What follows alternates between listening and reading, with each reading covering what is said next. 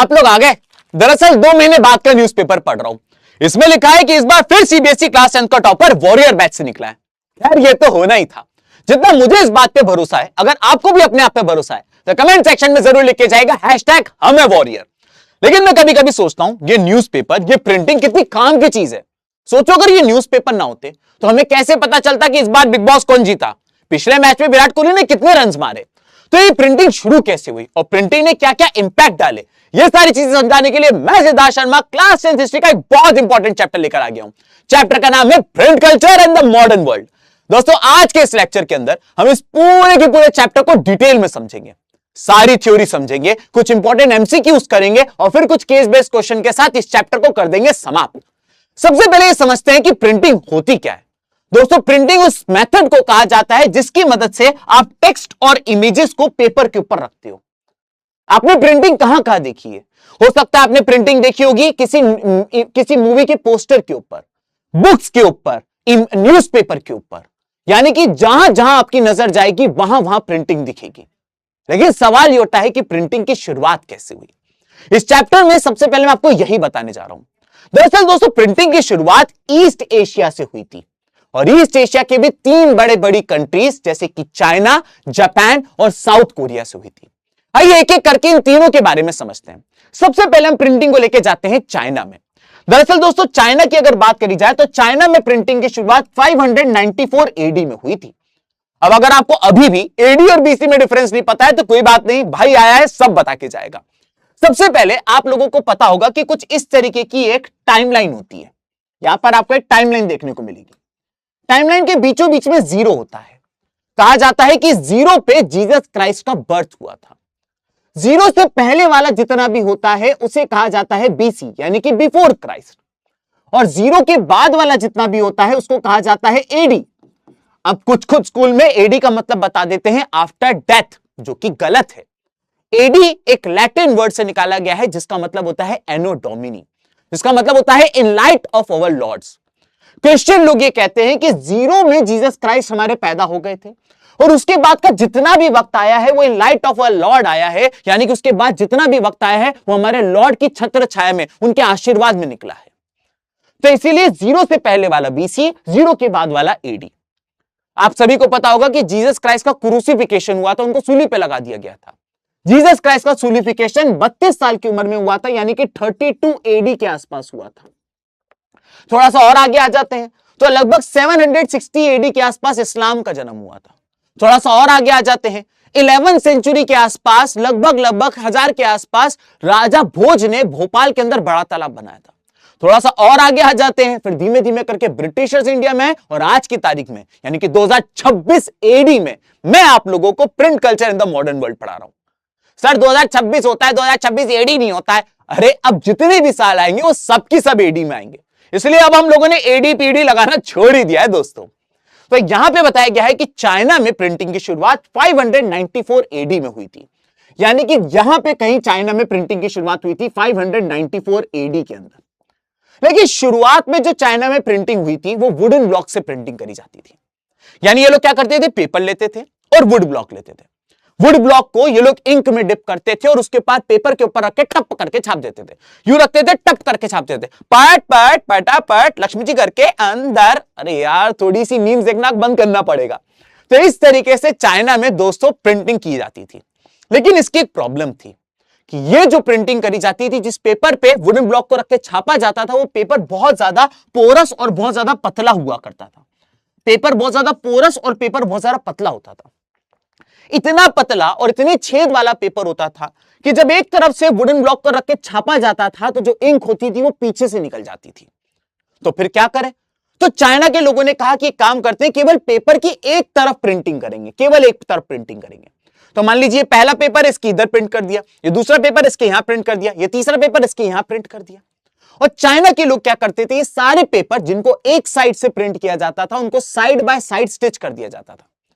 यानी कि पहले पेपर को दूसरे पेपर से स्टिच कर दो, दूसरे को तीसरे से स्टिच कर दो, तीसरे को चौथे से स्टिच कर दो, और इस तरीके से किताब बनती थी। और इस किताब का नाम होता था दोस्तों अकॉर्डियन बुक। तो याद रहे कि चाइना में सबसे पहले प्रिंटिंग की शुरुआत 594 एडी में हुई। वुड ब्लॉक की मदद से प्रिंटिंग करी जाती थी और इससे जो पेजेस होते थे उसमें केवल एक साइड प्रिंट किया जाता था और दूसरी साइड छोड़ दिया जाता था, क्योंकि इंक पीछे चली जाती थी। सारे पेजेस को साइड बाय साइड स्टिच किया जाता था और इस तरीके से जो किताब बनती थी उसे अकॉर्डियन बुक कहा जाता था। लेकिन सबसे पहले यह सवाल ये उठता है कि चाइना में प्रिंटिंग की शुरुआत हुई क्यों? सर, चाइना के लोगों को बुक्स चाहिए क्यों थी? तो यहां पे ये बताया गया है, जैसे आज हमारे देश के अंदर अगर आपको कोई गवर्नमेंट जॉब करनी है, अगर आपको किसी मिनिस्ट्री में जॉब करनी है, अगर आपको गवर्नमेंट की हेल्प करनी है, तो उसके लिए आपको यूपीएससी, एसएससी, स्टेट पीएससी जैसे एग्जाम देने रहते हैं। ये एग्जाम के लिए आपको किताबें चाहिए होती हैं। सिमिलरली उस टाइम पे जो चाइनीज एम्परर हुआ करते थे, वो अपने दरबार में लोगों को नौकरी पर रखने के लिए उसकी एंट्रेंस एग्जाम करवाते थे और उस एंट्रेंस एग्जाम को पास करने के लिए कैंडिडेट्स को, एस्पिरेंट्स को पढ़ना पड़ता था और इसके लिए चाइना के लोगों को बुक्स लगती थी। तो ये पहला क्वेश्चन आपको ये आ जाता है कि why there was a huge demand of print in China. तो आपको बताना है कि किस तरीके से अगर चाइनीज एम्परर के वहां ब्यूरोक्रेट बनना है, आपको अगर चाइनीज एम्परर की वहां आपको नौकरी करनी है, तो उसके लिए एंट्रेंस एग्जाम निकालना पड़ता था और उस एंट्रेंस एग्जाम के लिए आपको बुक्स, आपको प्रिंट, आपको ये सब चाहिए रहता था। लेकिन प्रिंट की शुरुआत यहां से जरूर हुई, लेकिन धीमे धीमे करके प्रिंट जो था वो डाइवर्सिफाई होता गया चाइना के अंदर। यहां पे ये बताया गया है कि 17th सेंचुरी तक आते आते, अब दोस्त अगर तुझे सेंचुरी का मतलब नहीं पता तो वो भी मैं ही बताऊंगा। 17th सेंचुरी का मतलब है 1600 से लेकर 1699। यहां पे जो भी नंबर लिखा रहता है उससे एक माइनस कर दिया जाता है। तो 17th सेंचुरी तक आते आते चाइना में जो प्रिंट राजा के वहां नौकरी करने के लिए शुरू हुआ था, अब वो डाइवर्सिफाई होने लगा था। अब चाइना के लोग फिक्शनल बुक्स पढ़ने लगे थे। फिक्शनल बुक्स यानी कि इस तरीके की किताब जिसके अंदर एक आदमी चश्मा पहन के झाड़ू के ऊपर बैठ के उड़ रहा हो, या फिर वो अपनी छड़ी को घुमा के कह रहा हो विंगारियम बहन और भाई साहब, कुछ भी हो सकता है, या परियों की कहानी हो, या भूत प्रेत की कहानी हो, या स्ट्रेंजर थिंग्स की कहानी हो। तो इस तरीके की अनरियल कहानी, ये सारी कहानी जो है फिक्शनल बुक्स वगैरह छपना शुरू हो गई थी। इसके अलावा चाइना के अंदर रोमांटिक प्लेस, किस तरीके से एक लड़के को एक लड़की से प्यार हो जाता है, उनकी जो लव स्टोरी है, ये सब तरीके की किताबें छपने लगी। इसके अलावा बताया गया है कि जो चाइना की अमीर औरतें हुआ करती थी, क्योंकि वो पूरे टाइम घर के अंदर रहती थी, तो अपने टाइम को पास करने के लिए वो लोग इस तरीके की किताबों को पढ़ने लगी। रेसिपी वाली किताबें हो गई, ड्रेसिंग सेंस वाली किताबें हो गई, ये सारी किताबें ये पढ़ने लगी, इससे इनका टाइम पास होने लगा। यही नहीं, कुछ महिलाएं तो किताबें पढ़ने की जगह किताबें लिखना भी शुरू कर चुकी थी चाइना में। धीमे धीमे करके चाइना में बुक्स बहुत सारी आ गई और पर्टिकुलरली चाइना का एक शहर शंघाई जो था वो प्रिंटिंग का हब बन गया। दोस्तों, यहां से एमसीक्यू पूछा जाता है। वो आपसे पूछ लेते हैं कि बताइए कौन सा शहर चाइना का western style of school of printing का हब बन गया था। तो आपको बताना है, सही जवाब है दोस्तों शंघाई। अब चाइना में जो प्रिंटिंग थी वो धीमे धीमे करके प्रिंटिंग जापान जाने वाली थी। लेकिन किस तरीके से चाइना की प्रिंट जापान जाएगी, आइए इसको समझते हैं। सबसे पहले मैं आपको बताना चाहता हूं, शायद आपको ना पता हो, बुद्धिज्म नाम का एक रिलीजन है। सर ये तो हमें पता था, आप तो हमें बिल्कुल ही ढोर समझते हो। अरे मैं ये नहीं कह रहा था। अगर हम बुद्धिज्म की बात करें तो बुद्धिज्म की शुरुआत दोस्तों भारत से हुई थी, इंडिया से हुई थी। ऐसा माना जाता है कि गौतम बुद्धा जो थे, जिनका जन्म जरूर नेपाल में हुआ था, लेकिन जब वो बिहार के बोध गया में गए थे तो वहां पे उनको एनलाइटमेंट मिला था, जिसके बाद वो गौतम बुद्धा, द गौतम बुद्धा बने थे और यहां से बुद्धिज्म की शुरुआत हुई। तो बिहार से बुद्धिज्म धीमे धीमे करके फैलना शुरू हुआ। अगर आप ईस्ट साइड में चले जाएं तो ये China, Japan, Korea, Indonesia, Thailand यहां चला गया। और अगर आप वेस्ट साइड में चले जाइए तो बुद्धिज्म अफगानिस्तान तक चला गया था।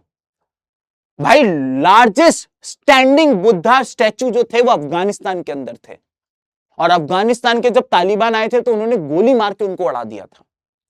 तो मैं आप लोगों को यह बता रहा था कि किस तरीके से बुद्धिज्म की शुरुआत इंडिया के स्टेट बिहार से हुई और यह बुद्धिज्म बिहार से होता हुआ चाइना गया। लेकिन जब यह बुद्धिज्म चाइना गया तो बाकी के देश के जो लोग थे वो चाइना जा जाके बुद्धिज्म की प्रैक्टिस करते थे, वहां पे जाके बुद्धिज्म के बारे में सीखते थे, क्योंकि वहां पे सारी बुद्धिज्म की किताबें हुआ करती थी चाइना के अंदर। तो ये जापान के जो लोग थे, जो मॉन्क थे, जो चाइना में जाके बुद्धिज्म को प्रैक्टिस को लेते थे, उन्होंने एक दिन सोचा क्यों ना हम ये चाइना से बुद्धिस्ट स्क्रिप्चर्स जो हैं, ये बुद्धिज्म को स्प्रेड करने वाली होली बुक्स जो हैं, ये होली बुक्स हम अपने साथ जापान ले जाएं, तो इससे क्या होगा, ज्यादा से ज्यादा लोग बुद्धिज्म के बारे में जान सकेंगे और ज्यादा से ज्यादा लोग बुद्धिज्म को एडॉप्ट कर पाएंगे। और इसीलिए बुद्धिस्ट मॉन्क चाइना से बुद्धिस्ट स्क्रिप्चर्स को जापान लेकर आए और इस तरीके से उनके साथ प्रिंट जापान आ गया दोस्तों। और यही आप लोग को पहली बार बताइए कि 768 से 770 के बीच में प्रिंट जो था वो जापान आ गया। दूसरा पॉइंट बताया गया है, ये आपको एमसीक्यू के लिए इंपॉर्टेंट है, कि जापान की सबसे पुरानी किताब जो है उसका नाम है द डायमंड सूत्रा, जो कि 868 एडी में लिखी गई थी। सर लगता है आपका मैथ्स वीक है, बबुआ सर से नहीं पढ़ते हो। क्यों भाई, ऐसा क्यों बोल रहे हो? सर जब आपने ये बात कही कि जापान में प्रिंट आ चुका था 768 एडी में, यानी किताब आ चुकी थी, तो आप 100 साल बाद क्यों बता रहे हो कि डायमंड सूत्रा जो है वो 100 साल पुरानी किताब को सबसे पुरानी किताब क्यों बता रहे हो? इससे पूरी पहले वाली किताब क्यों नहीं? माना इससे पहले भी कई किताबें थी, लेकिन वो सरवाइव नहीं कर पाई। आज हमारे पास जो सरवाइव करी हुई किताब है, जो सबसे पुरानी किताब है जापान की, उसका नाम है डायमंड सूत्रा। तो आपने देखा किस तरीके से रिलीजन के नाम पे किताबें, प्रिंट, बुक्स, ये किस तरीके से जापान आ गई चाइना में। लेकिन अगेन वही होना था जो चाइना जो में हुआ था, कि प्रिंट का डाइवर्सिफाई होना था, और ये चीज यहां बताई गई है। यहां पे ये बताया गया है कि किस तरीके से 13 से 15 सेंचुरी तक आते आते डाइवर्सिफिकेशन ऑफ प्रिंट हो गया था जापान में। अब प्रिंट सिर्फ रिलीजन के लिए नहीं, और भी चीजों के लिए इस्तेमाल होने वाला था। यहां पे ये बताया गया है कि अब पोर्ट्स और प्रोज जो थे वो बहुत सारी किताबें पब्लिश करने लगे थे जापान के अंदर। इतनी ज्यादा किताबें ये लोग पब्लिश करने लगे थे कि धीमे धीमे करके किताबों की कीमत कम होने लगी थी। अब खुद सोचिए, जब मार्केट में कोई चीज कम होगी तो उसकी कॉस्ट ज्यादा होगी। अब अगर मान लीजिए मार्केट में मेरे पूरे जापान के अंदर केवल एक किताब है, तो लोग बोलेंगे ओ माय गॉड, तुम्हारे पास एक ही ये इकलौती किताब जो जापान की तुम्हारे पास है? मैंने कहा हाँ। लोग बोलेंगे 10 करोड़ रुपए में देने को तैयार है, 50 करोड़ रुपए में तुमसे लेने को तैयार है, 100 करोड़ में तुमसे लेने को तैयार है, क्योंकि पूरे जापान में केवल एक किताब थी। लेकिन अगर जापान में इस एक की जगह 1 लाख किताबें हो जाएंगी तो किताबों की अपने आप वैल्यू कम हो जाएगी। उसी तरीके से जब चाइना से किताब आई थी तब वो बहुत एक्सपेंसिव हुआ करती थी, लेकिन जब किताबें जापान के अंदर ही बनने लगी, बहुत सारी बनने लगी, तो उनकी कॉस्ट कम होने लगी। ये बात यहां पे बताई गई है। जैसे चाइना का शहर शंघाई हब बन गया था वहां पे प्रिंटिंग का, जहां बहुत सारी किताबें मिलती थी। अगर आप शंघाई चले जाएं तो रोमांटिक किताबें, फिक्शनल किताबें, होली बुक, सब कुछ मिल जाता था। उसी तरीके से जापान का शहर एडो, जिसे आज हम टोक्यो कहते हैं, वो जापान का हब बन गया था बुक्स का, प्रिंटिंग का। ठीक है सर। यहां पर मैं आपको एक बहुत ही फेमस आदमी के बारे में बताना चाहता हूं, जिनका नाम है कितागावा उतामारो। कितागावा उकामारो जो थे, ये एक बहुत ही स्पेशल टाइप की प्रिंट के लिए फेमस थे, जिसका नाम था उकियो। ये उकियो के लिए बहुत ज्यादा फेमस थे। सर ऐसा क्या किया था इन्होंने उकियो में? दरअसल उस टाइम पे जापान के अंदर जो भी पेंट किया जाता था, बहुत ही फेमस चीजें पेंट करी जाती थी। ज्यादातर लोग गौतम बुद्धा की फोटो बना बना के पेंट करते थे, है ना। सारी राजा की फोटो पेंट हो रही है, बहुत ही इंपॉर्टेंट चीजों की पेंटिंग होती थी। लेकिन कितागावा उतामारो ने नॉर्मल चीजों की पेंटिंग करना शुरू करी। एक विंडो और विंडो के बाहर का व्यू उसको पेंट कर दिया, एक पेड़ को पेंट कर दिया, एक महिला जो अपना बाल बना रही थी उसको पेंट कर दिया। तो इससे इन्होंने नया तरीके का जॉनर तैयार कर दिया था, और ये जापान में हिट हो गया। लोग इनकी किताबों के लिए, इनकी पेंटिंग्स के लिए मरने लगे। और यह बात बताई गई है कितागावा उतामारो के बारे में। इसके बाद अब प्रिंट पहुंचता है कोरिया। मैंने आपको पहले ही बता दिया था कि ईस्ट एशिया की 3 कंट्रीज के बारे में बताऊंगा। चाइना हो गई है, जापान हो गई है, अब चलेंगे कोरिया। सर कोरिया कौन सा वाला? किम जोंग उन वाला जाने की हिम्मत है? जाओ ना, जाओ ना। बेटा उस टाइम पे कोरिया एक ही था। आज कोरिया आपको 2 तरीके के दिख रहे होंगे, नॉर्थ कोरिया और साउथ कोरिया, लेकिन उस टाइम पे कोरिया केवल एक था। अब कोरिया में प्रिंटिंग लेकर गए थे ज़ेन बुद्धिज्म वाले।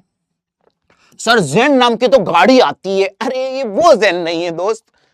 ज़ेन बुद्धिज्म और बुद्धिज्म में डिफरेंस है। ज़ेन बुद्धिज्म का एक एक्सट्रीम फॉर्म है। यहां पे हर चीज एक्सट्रीम होती थी। ज़ेन बुद्धिज्म को फॉलो करने वाले लोग एक्सट्रीम मेडिटेशन किया करते थे, सब कुछ त्याग के जंगलों में रहते थे, पहाड़ों पे रहते थे, वो उनके रूल्स बहुत ज्यादा एक्सट्रीम होते थे।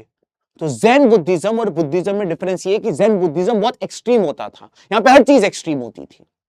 तो जैन बुद्धिज्म वाले कोरिया लेकर चले गए कि वो सब कुछ। अब कोरिया में एक स्पेशल तरीके की चीज थी जिसका नाम था जिगजी। जिगजी का मतलब क्या होता है? कोरिया वाले क्या करते थे कि इस तरीके का मेटेलिक फ्रेम बनाते थे और उसमें इस तरीके के कई सारे कोरियन अल्फाबेट हुआ करते थे। आप लोगों ने कभी अबैकस देखा है? अबैकस में किस तरीके से आप एक एक बीड को ऊपर नीचे कर सकते हो, उसी तरीके से इस फ्रेम में भी आप एक एक अल्फाबेट को ऐसे ऊपर नीचे स्लाइड डाउन कर सकते हो। तो ये लोग क्या करते थे, इस फ्रेम को लेते थे, ऐसे पकड़ते थे, इसको पूरे की पूरे को इंक के अंदर डिप करते थे और इस पूरे की पूरे फ्रेम को पेपर के ऊपर रख के छाप दिया करते थे। तो इससे क्या होता था, जैसे ही आप हटाओगे तो एक बार में पूरा पेज छप जाता था। इसे कहा जाता है जिगजी। तो आपसे वो एग्जाम में एमसीक्यू में पूछ लेगा दोस्तों कि बताइए जिगजी कहां का फेमस फॉर्म है, तो आपको बताना है कोरिया का फेमस फॉर्म है। ठीक है सर, आपने बताया है कि किस तरीके से प्रिंट चाइना से होते हुए जापान और जापान से होते हुए कोरिया गया। अब मैं आपको बताने जा रहा हूं कि प्रिंट किस तरीके से यूरोप पहुंचा। दरअसल इससे पहले हम आगे बढ़े, आइए थोड़ी सी ज्योग्राफी पढ़ लेते हैं। अगर आप वर्ल्ड मैप को ध्यान से देखिए तो वर्ल्ड मैप पे यहां पे आप लोग को कोई और कलर के पेन से इस्तेमाल करेंगे, टेक्नोलॉजिया। यहां पे आप लोगों को नॉर्थ अमेरिका देखने को मिलेगा, यहां पे आप लोगों को साउथ अमेरिका देखने को मिलेगा, यहां पे आप लोगों को मेरे दोस्तों यूरोप देखने को मिलेगा, इसके नीचे आप लोगों को दोस्तों अफ्रीका देखने को मिलेगा, यहां पे आपको एक बड़ा सा कॉन्टिनेंट देखने को मिलेगा जिसका नाम है एशिया, फिर आपको यहां ऑस्ट्रेलिया और यहां नीचे एंटार्क्टिका देखने को मिलेगा, वहां में नहीं जाना है। एशिया की अगर हम बात करें तो एशिया में यहां पर एक कंट्री है जिसका नाम है चाइना, यहां पर एक कंट्री है जिसका नाम है इंडिया, यहां पे यूरोप है और यहां पे अफ्रीका है। तो बहुत जल्दी लोगों को एक रास्ता पता चल गया था जो चाइना से होते हुए, इंडिया से होते हुए, सेंट्रल एशिया से होते हुए यूरोप और नॉर्दर्न अफ्रीका को कनेक्ट करता था। इस रास्ते का नाम हुआ करता था दोस्तों सिल्क रूट। इस रास्ते का नाम हुआ करता था सिल्क रूट। सर इसका नाम सिल्क रूट क्यों है, जल्दी बताओ। अरे एज द नेम सजेस्ट, इसका नाम सिल्क रूट इसलिए है क्योंकि इसी रूट के रास्ते चाइना से सिल्क यूरोप जाया करता था। दरअसल यूरोप के लोगों के पास बहुत पैसा था, रॉयल फैमिली। ऐसे में इन लोगों को पता चला कि चाइना के अंदर एक इस तरीके का टेक्सटाइल है, एक इस तरीके का कपड़ा है जो इतना हल्का होता है कि पूरी की पूरी साड़ी एक छोटी सी अंगूठी से निकाली जा सकती है, इतना हल्का, इतना मखमली होता है। ये लोग चाइना गए, इन्होंने कहा हमें बताओ कैसे लाते हो ये सिल्क, हमें बताओ। चाइना ने कहा ये नहीं बताएंगे, चाहिए तो बेच देंगे लेकिन बताएंगे नहीं कैसे बनाते हैं। तो ये जो लोग थे इनको लगता था कि सिल्क पेड़ पे उगता है, लेकिन इनको ये बात पता ही नहीं थी कि सिल्क जो है वो सिल्क वॉर्म से बनता है। तो बहुत सालों तक चाइना से सिल्क यहां से होते हुए यूरोप जाता था। अब जो ट्रेडर्स चाइना से सिल्क लेके जाते थे वो पहले इंडिया आते थे और इंडिया से चाय, मसाले ये सब भी ले लेते थे। फिर ये लोग सेंट्रल एशिया जाते थे, वहां से मिट्टी के बर्तन वगैरह ले लेते थे और फिर ये सारी चीजें यूरोप और नॉर्दर्न अफ्रीका में जाके बेचते थे। अब यहां पे ट्रेड हो रहा है, ऑब्वियसली बात है अगर कोई चीज जा रही है तो कोई चीज आएगी भी दोस्तों। तो यहां से सिल्क रूट के रास्ते सिल्क, स्पाइसेस, पॉटरी, ग्लासेस जाते थे और वहां से सोना चांदी वापस आते थे। यह है आपके सामने सिल्क रूट। अब शुरुआत में सिल्क रूट से सिल्क, स्पाइसेस, पॉटरी सिर्फ जाता था, लेकिन बहुत जल्दी यूरोपियंस को पता चल गया था कि चाइनीज लोगों को पेपर बनाना आता है, तो वो लोग इसी सिल्क रूट के रास्ते पेपर भी लेकर चले गए यूरोप।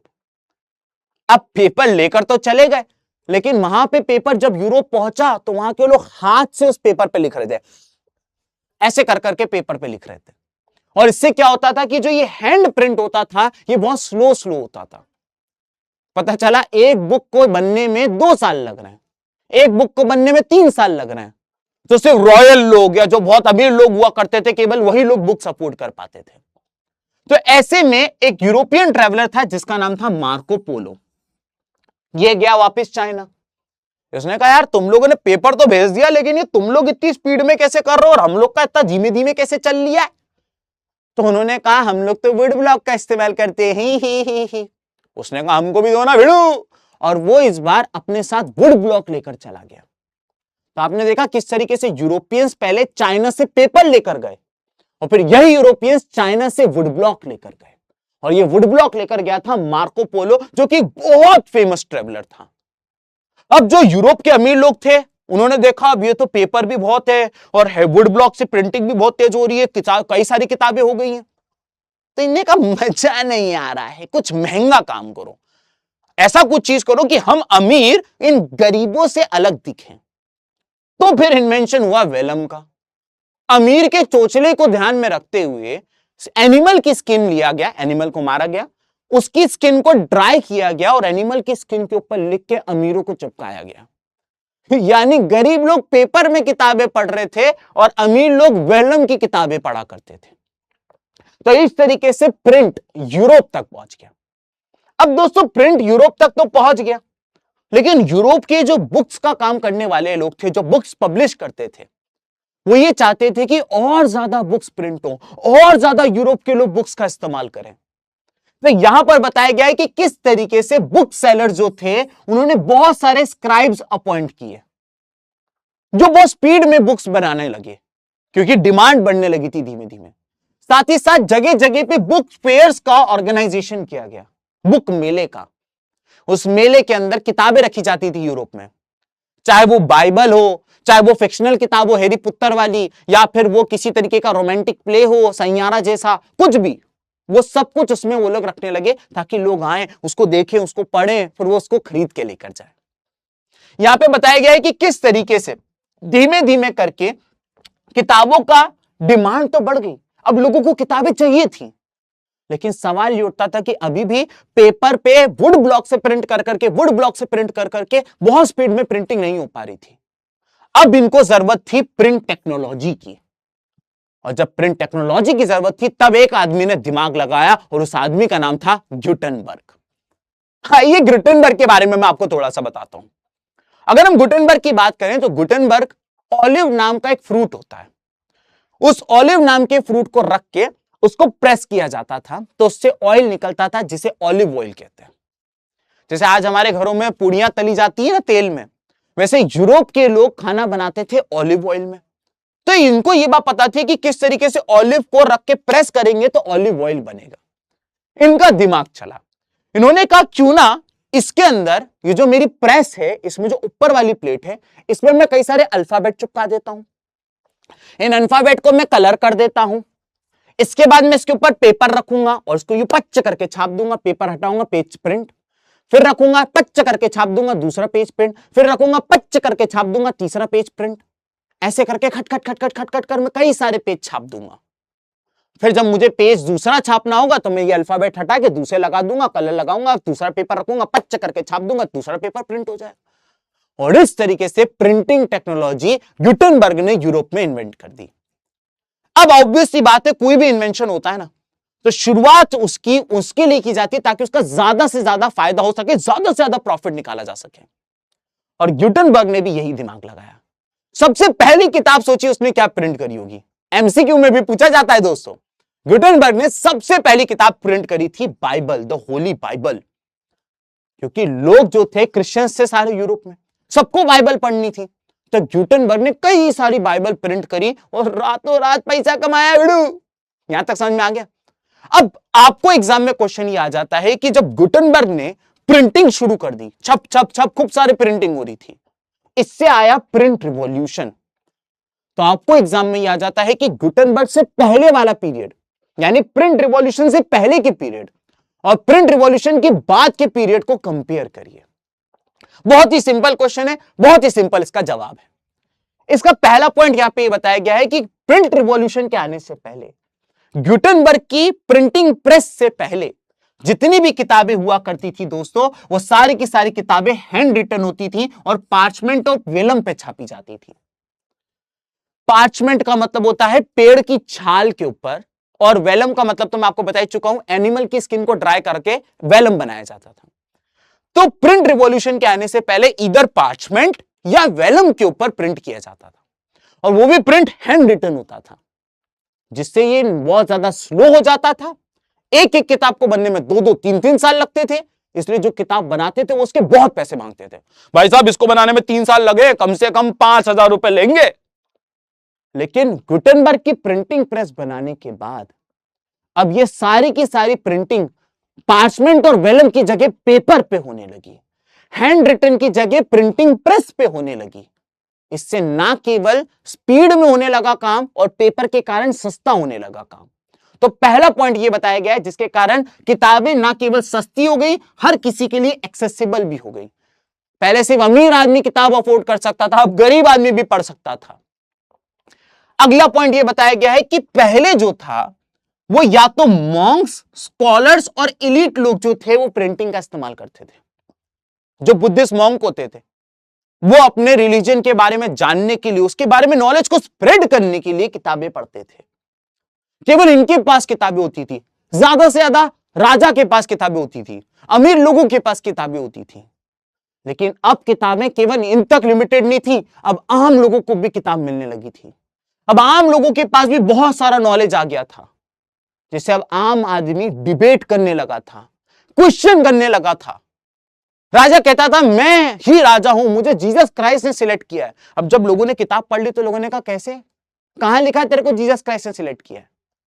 तो किताबें आम लोगों तक गई, नॉलेज स्प्रेड हुआ, लोग डिबेट करने लगे।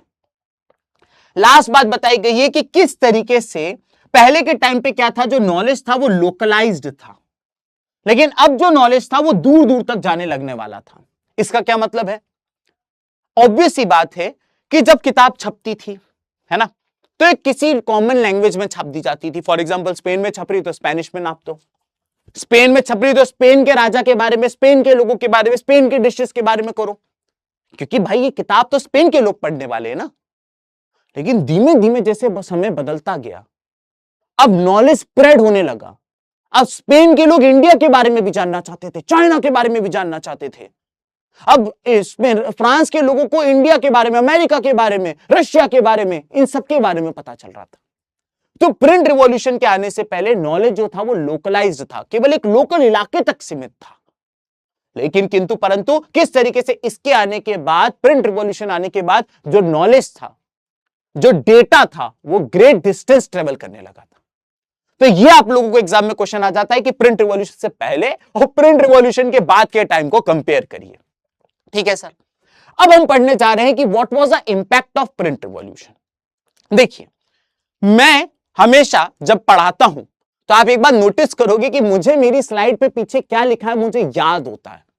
मैं पिछले 12 साल से पढ़ा रहा हूं, इन किताबों का एक एक कोना, एक एक शब्द मुझे याद है। तो मैं आपको बताना चाहता हूं कि जब इंपैक्ट ऑफ प्रिंट रिवॉल्यूशन की बात आएगी तो 3 हेडिंग्स में मैं आपको इंपैक्ट पढ़ाऊंगा, 3 हेडिंग्स में। सबसे पहली हेडिंग है इमर्जेंस ऑफ न्यू रीडर्स। ठीक है, तो प्रिंट रिवॉल्यूशन का इंपैक्ट 3 चीजों में पढ़ेंगे। सबसे पहले इमर्जेंस ऑफ न्यू रीडर्स। आइए इसको समझते हैं।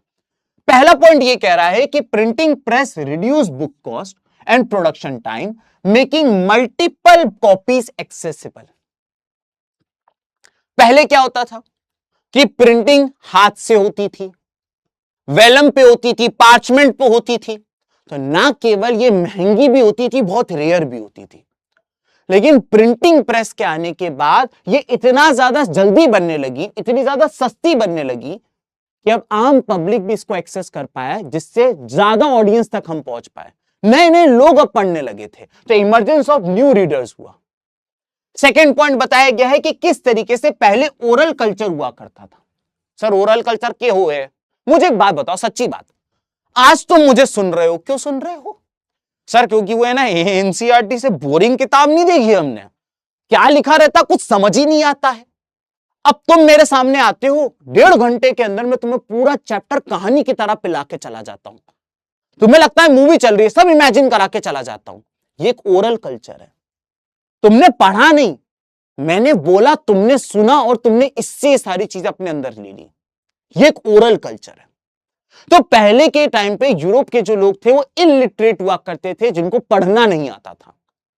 तो ये लोग क्या करते थे, जिस आदमी को पढ़ना आता था वो किताब खरीदता था और बहुत सारे लोग उसको घेर के खड़े हो जाते थे और किताब में जो लिखा है वो सबको पढ़ के सुनाता था। तो पहले यूरोप के अंदर ओरल कल्चर हुआ करता था। लेकिन जैसे जैसे प्रिंटिंग फेमस होती गई, ज्यादा से ज्यादा लोगों ने पढ़ना सीखा और नए रीडर्स इमर्ज होना शुरू हुए। अब लोग ओरल कल्चर की जगह रीडिंग कल्चर की तरफ जाने वाले थे। तीसरा पॉइंट यहां पे बताया गया है कि ओरल कल्चर से रीडिंग कल्चर जाने के कारण लिटरेसी रेट जो था वो धीमे धीमे करके अब बढ़ने लगा था। अब यहां पे ये बताया गया है कि आगे जाके मैं आपको बताऊंगा धीमे धीमे करके कि किस तरीके से लिटरेसी रेट जहां पहले 30-40% में आसपास होता था, एक टाइम पे आके यूरोप में यही लिटरेसी रेट 80% तक हो गया दोस्तों। क्लियर हो गया? तो आपने देखा कि प्रिंट रिवॉल्यूशन के आने के बाद, प्रिंटिंग प्रेस के आने के बाद किस तरीके से नए रीडर्स इमर्ज हुए। जहां पहले सिर्फ थोड़े लोग पढ़ते थे, अब बहुत सारे लोग पढ़ने लगे। तो पहला इंपैक्ट तो यह हुआ प्रिंट रिवॉल्यूशन का। दूसरा इंपैक्ट अगर आप प्रिंट रिवॉल्यूशन की बात करें तो वो religious debate and fear of print पे आएगा। दरअसल इसको थोड़ा सा डिटेल में पढ़ेंगे, इसलिए इसको ध्यान से सुनिएगा आप, ठीक है? इसको पढ़ने से पहले क्यों ना मैं आपको एक नई स्लाइड पे एक चीज के बारे में बताना चाहता हूं। मैं आपको बताना चाहता हूं क्रिश्चियनिटी के बारे में। अगर आप क्रिश्चियनिटी की बात करें तो क्रिश्चियनिटी के अंदर कैथोलिक क्रिश्चियंस हुआ करते थे, कैथोलिक क्रिश्चियंस, ठीक है? अब जो ये कैथोलिक क्रिश्चियंस हुआ करते थे दोस्तों, ये चर्च ने जो बोला, पोप ने जो बोला, ये उसको पूरी तरीके से गांठ बांध के रख लेते थे। चर्च ने ये बोला है तो करना पड़ेगा, पोप ने ये बोला है तो करना पड़ेगा। लेकिन इसका फायदा उठाने लगे थे कैथोलिक क्रिश्चियंस के कुछ प्रीस्ट, कुछ चर्च में काम करने वाले लोग, यानी कि इन शॉर्ट आप ये कह सकते हो कि इसका फायदा उठाने लगे थे क्लर्जी वाले। क्लर्जी वाले इसका फायदा उठाने लगे थे। इन लोगों ने क्या करा, होली बाइबल को लैटिन में छाप दी। अब आम पब्लिक, उसे इंग्लिश आती है, उसे स्पेनिश आती है, उसे फ्रेंच आती है, तुमने बाइबल छाप दी लैटिन में। अब उसको पढ़ना ही नहीं आ रहा। अब तुम अपने मन से, क्योंकि लैटिन तुमको आती है, इसको नहीं आती है, तुम किताब को कुछ भी अपने मन से पढ़ के उनको समझा रहे हो, तुम कुछ भी अपनी बात कर रहे हो। वो कह रहा है कि मेरी बेटी की शादी नहीं हो रही, बोले बाइबल में यही लिखा है कि बेटी की शादी नहीं हो रही तो 10 लाख रुपए का दान कर दो चर्च को। अच्छा, ये लिखा है बाइबल में? बोले हाँ, देख लो देख लो, पढ़ लो। अब तुमको तो लैटिन आती नहीं है। तो ऐसे में ये क्लर्जी वालों ने आम पब्लिक को खूब बेवकूफ बनाया बहुत टाइम तक। लेकिन बहुत जल्दी कुछ लोगों को ये बात पता चल गई कि ये जो चर्च वाले हैं, ना केवल ये अपनी पावर का गलत इस्तेमाल कर रहे हैं, लोगों से टैक्स वसूल रहे हैं, बाइबल को मिस इंटरप्रेट करके बता रहे हैं और जानबूझ करके बाइबल को लैटिन में ही छाप रहे हैं, उसको इंग्लिश, फ्रेंच, स्पेनिश में नहीं छापने दे रहे, क्योंकि फिर लोग भगवान की जगह इनकी पूजा करना बंद कर देंगे। तो ये बहुत बड़ी प्रॉब्लम थी कैथोलिक क्रिश्चियंस के साथ। आइए अब इधर बात करते हैं। तो जब प्रिंट रिवॉल्यूशन आया, the printing press allowed people to share ideas widely and quickly, enabling debates on religion, politics, society and helping organize collective movements. तो जब प्रिंट रिवॉल्यूशन आया तो लोगों ने पढ़ना शुरू किया। अब वो अपने आइडियाज को शेयर कर सकते थे, अब वो डिबेट कर सकते थे। चर्च कह रहा है ये तो क्यों, चर्च कह रहा है वो तो क्यों, लोग डिबेट करते थे, लोग क्वेश्चन करने लगे। अब लोग अपने आइडियाज को शेयर करने लगे थे। तो ये पहला पॉइंट यहां पे बताया गया। आगे जाके एक बात बताई गई है मार्टिन लूथर के बारे में। मार्टिन लूथर ने किताब लिखी थी जिसका नाम था 95 thesis. Very very very important, exam में पूछ लेता है 95 थीसिस के ऑथर कौन है? Martin Luther. मार्टिन लूथर ने किताब लिखी 95 थीसिस और उस किताब में उन्होंने बताया कि किस तरीके से कैथोलिक क्रिश्चियंस जो हैं, किस तरीके से क्लर्जी वाले जो लोग हैं, वो अपने नॉलेज का, अपनी पावर का, अपनी पोस्ट का गलत इस्तेमाल कर रहे हैं और आपके और मेरे जैसे भोले लोगों को मिसगाइड कर रहे हैं। तो इन्होंने अपनी किताब 95 थीसिस के अंदर ऐसी कई सारी चीजें लिखी। इन्होंने इतनी ज्यादा चीजें लिखी, लोगों ने इतना ज्यादा पढ़ना शुरू कर दिया कि धीमे धीमे करके भाई ये जो कैथोलिक क्रिश्चियंस थे, बहुत सारे लोग ऐसे थे जिन्होंने प्रोटेस्ट करना चालू कर दिया। बहुत सारे लोग थे जिन्होंने प्रोटेस्ट करना चालू कर दिया कि अब हम आपकी बात नहीं सुनेंगे, बहुत हुआ, आप हमें झूठ बोलते हो, आप हमें बेवकूफ बनाते हो। लोगों ने प्रोटेस्ट करना चालू कर दिया। ये प्रोटेस्ट इतना ज्यादा बढ़ गया कि क्रिश्चियनिटी के दो टुकड़े हो गए। एक कैथोलिक क्रिश्चियंस के अभी भी जो सगे थे और दूसरे जिन्होंने कहा नहीं, हम क्रिश्चियनिटी को मानेंगे, हम जीसस क्राइस्ट को मानेंगे, हम तुमको नहीं मानेंगे। और इन्होंने अपना नया सेक्ट बना लिया जिनका नाम था प्रोटेस्टेंट क्रिश्चियंस। तो जिन्होंने प्रोटेस्ट किया वो बन गए प्रोटेस्टेंट क्रिश्चियन, जिन्होंने प्रोटेस्ट किया वो बन गए प्रोटेस्टेंट क्रिश्चियंस। अब दो तरीके के क्रिश्चियंस थे। कैथोलिक क्रिश्चियंस जो अभी भी क्लर्जी, पोप, फादर, प्रीस्ट इनके बारे में अंधा मानते थे, और एक वो लोग जो कहते थे नहीं हमारी पूरी श्रद्धा भक्ति जीसस क्राइस्ट के ऊपर है, आप जो गलत कर रहे हो उसके खिलाफ जाएंगे। तो प्रोटेस्ट करके उन्होंने अपना अलग सेक्ट बना लिया, इसका नाम था प्रोटेस्टेंट क्रिश्चियंस। और प्रोटेस्टेंट क्रिश्चियंस का जो मूवमेंट था उसमें बहुत बड़ा रोल मार्टिन लूथर ने करा था। अब मैं यहां पे 2 मिनट लूंगा, लेकिन मैं एक बहुत इंपॉर्टेंट कंफ्यूजन आप लोग का दूर करना चाहता हूं। हिस्ट्री में 2 मार्टिन लूथर है, एक तो ये मार्टिन लूथर है और एक का नाम है मार्टिन लूथर किंग जूनियर। तो हिस्ट्री में 2 मार्टिन लूथर है। ये वो मार्टिन लूथर थे जिन्होंने क्रिश्चियनिटी को रिफॉर्म्स की क्रिश्चियनिटी के अंदर और प्रोटेस्टेंट क्रिश्चियंस की नींव रखी। मार्टिन लूथर किंग जूनियर एक अमेरिकन थे और अमेरिका में व्हाइट स्किन वाले लोग ब्लैक स्किन वाले लोगों के साथ जो भेदभाव करते थे, रेसिज्म करते थे, इन्होंने उसके खिलाफ आवाज उठाई थी। तो मार्टिन लूथर किंग जूनियर का एक बहुत ही फेमस स्पीच है आई हैव अ ड्रीम। तो आपको कभी ऐसा क्वेश्चन आ जाए मार्टिन लूथर किंग जूनियर कौन थे, तो आपको बनना है यूएसए वाले थे, उन्होंने रेसिज्म के खिलाफ आवाज उठाई थी। और मार्टिन लूथर ने क्रिश्चियनिटी में रिफॉर्म्स की बात करी थी। मार्टिन लूथर की किताब का नाम है 95 थीसिस। और मार्टिन लूथर किंग जूनियर ने एक स्पीच दिया था, बहुत फेमस स्पीच था, और उस स्पीच का नाम था I have a dream. Although ये आपके सिलेबस का पार्ट नहीं है, लेकिन मुझे पता नहीं कि आगे मुझे कब मौका लगता या मौका लगता भी नहीं लगता आपके साथ इंफॉर्मेशन शेयर करने का, इसलिए मैंने 30 सेकंड लेके आपको ये बता दिया। तो एक तो ये बात बताई गई, साथ ही साथ कुछ स्कॉलर्स ऐसे भी थे जैसे कि इरास्मस ये कह रहे थे कि धीमे धीमे करके प्रिंट बढ़ता जा रहा है, अब कुछ भी प्रिंट होने लगा है, और इनको इस बात का डर था कि कहीं प्रिंट से आगे जाके कई सारे रेबेलियस आइडियाज ना शेयर होने शुरू हो जाए। एक सिंपल सी बात है, अगर आज हम इंटरनेट की बात करें, इंटरनेट अगर आप कायदे से इस्तेमाल करो तो इंटरनेट से अच्छा कुछ नहीं है, लेकिन इसी इंटरनेट से जहां से तुम ज्ञान अर्जित कर सकते हो, इसी इंटरनेट से तुम बिगड़ भी सकते हो। उसी तरीके से क्या छप रहा है, माना जो आप छप रहे हो उससे आपको नॉलेज मिलेगा, लेकिन कई बार कुछ लोग कुछ भी छाप दिया करते थे जिससे गलीबल लोग पढ़ के रेबेलियस भी हो सकते थे, और यह बात इरास्मस ने उस टाइम पे सबके सामने रखी। क्लियर हो गया? अब तीसरा और अंतिम इंपैक्ट ऑफ प्रिंट हम पढ़ने जा रहे हैं। अभी तक हम 2 इंपैक्ट प्रिंट के पढ़ चुके हैं। पहला कि किस तरीके से नए नए रीडर्स इमर्ज हुए, दूसरा कि किस तरीके से रिलीजियस डिबेट्स हुई और फियर ऑफ प्रिंट शुरू हुआ इरास्मस के कहने पे, और तीसरा और अंतिम प्रिंट एंड डिसेंट के बारे में बात करेंगे। तो यहां पे बताया गया है प्रिंट एंड डिसेंट में कि popular religious literature allow diverse interpretation even among the poor. पहले प्रिंट सिर्फ बाइबल सिर्फ लैटिन में छापी जाती थी, लेकिन प्रिंट अब इतना ज्यादा पॉपुलर हो गया था, अब लोग इंग्लिश में, स्पेनिश में, फ्रेंच में, हर लैंग्वेज में बाइबल छाप रहे थे।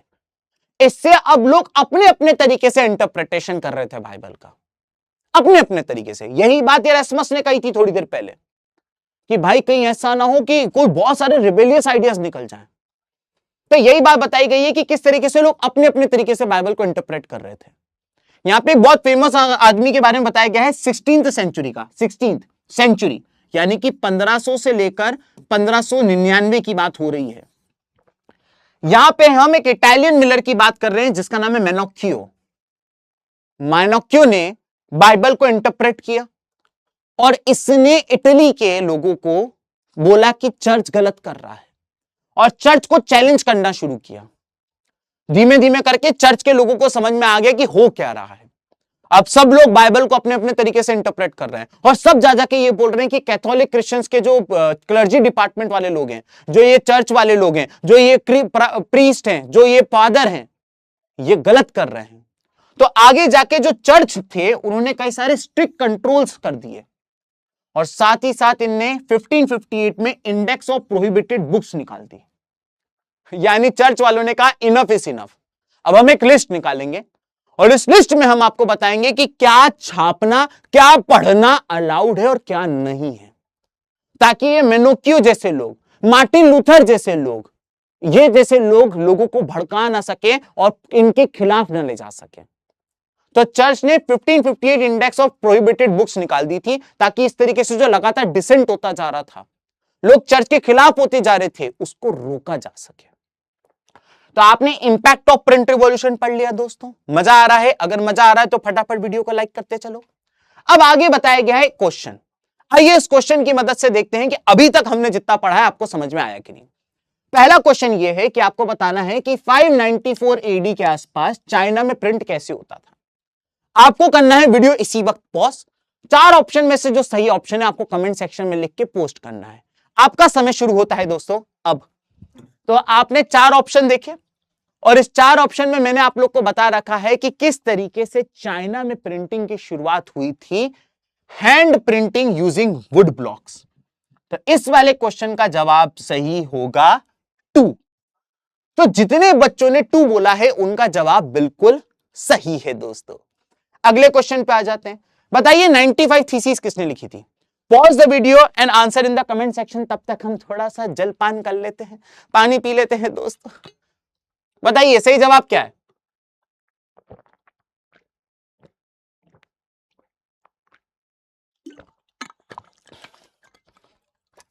बता दिया आप लोगों ने आंसर? बिल्कुल सही। जितने बच्चों ने बबुआ सर लिखा है, बेटा एग्जाम आ गया, सुधर जाओ। जितना प्यार तुम करते हो हम भी करते हैं, लेकिन ऐसा ना करो। बेटा 95 थीसिस लिखी थी मार्टिन लूथर ने। तो जितने बच्चों ने इसका जवाब 3 लिखा है उनका जवाब बिल्कुल सही है। अगला क्वेश्चन, चाइना में हब बना था प्रिंटिंग का, बताइए कौन सा शहर?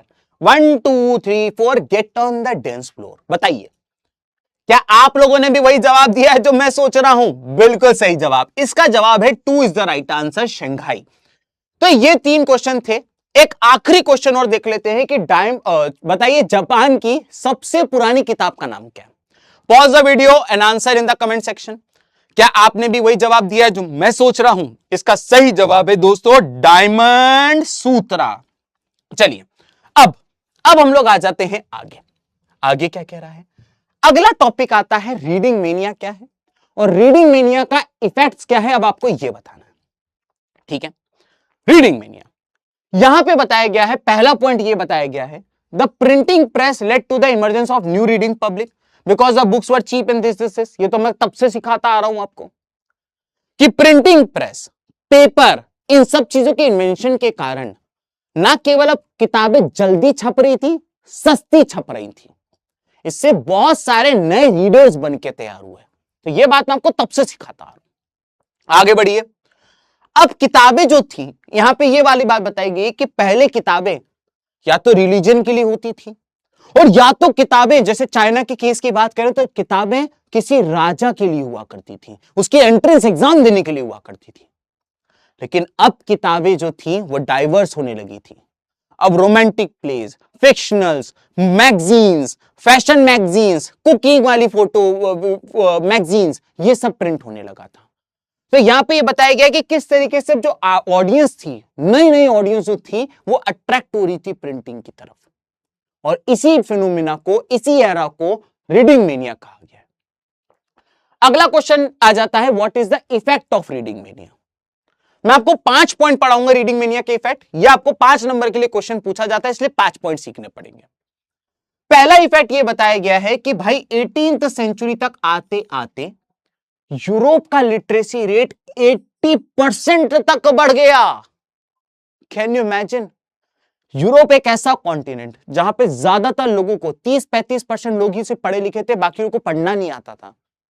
लेकिन प्रिंटिंग रिवॉल्यूशन आने के कारण, रीडिंग मेनिया आने के कारण अब लोगों ने पढ़ना चालू किया और लिटरेसी रेट 80% बढ़ गया।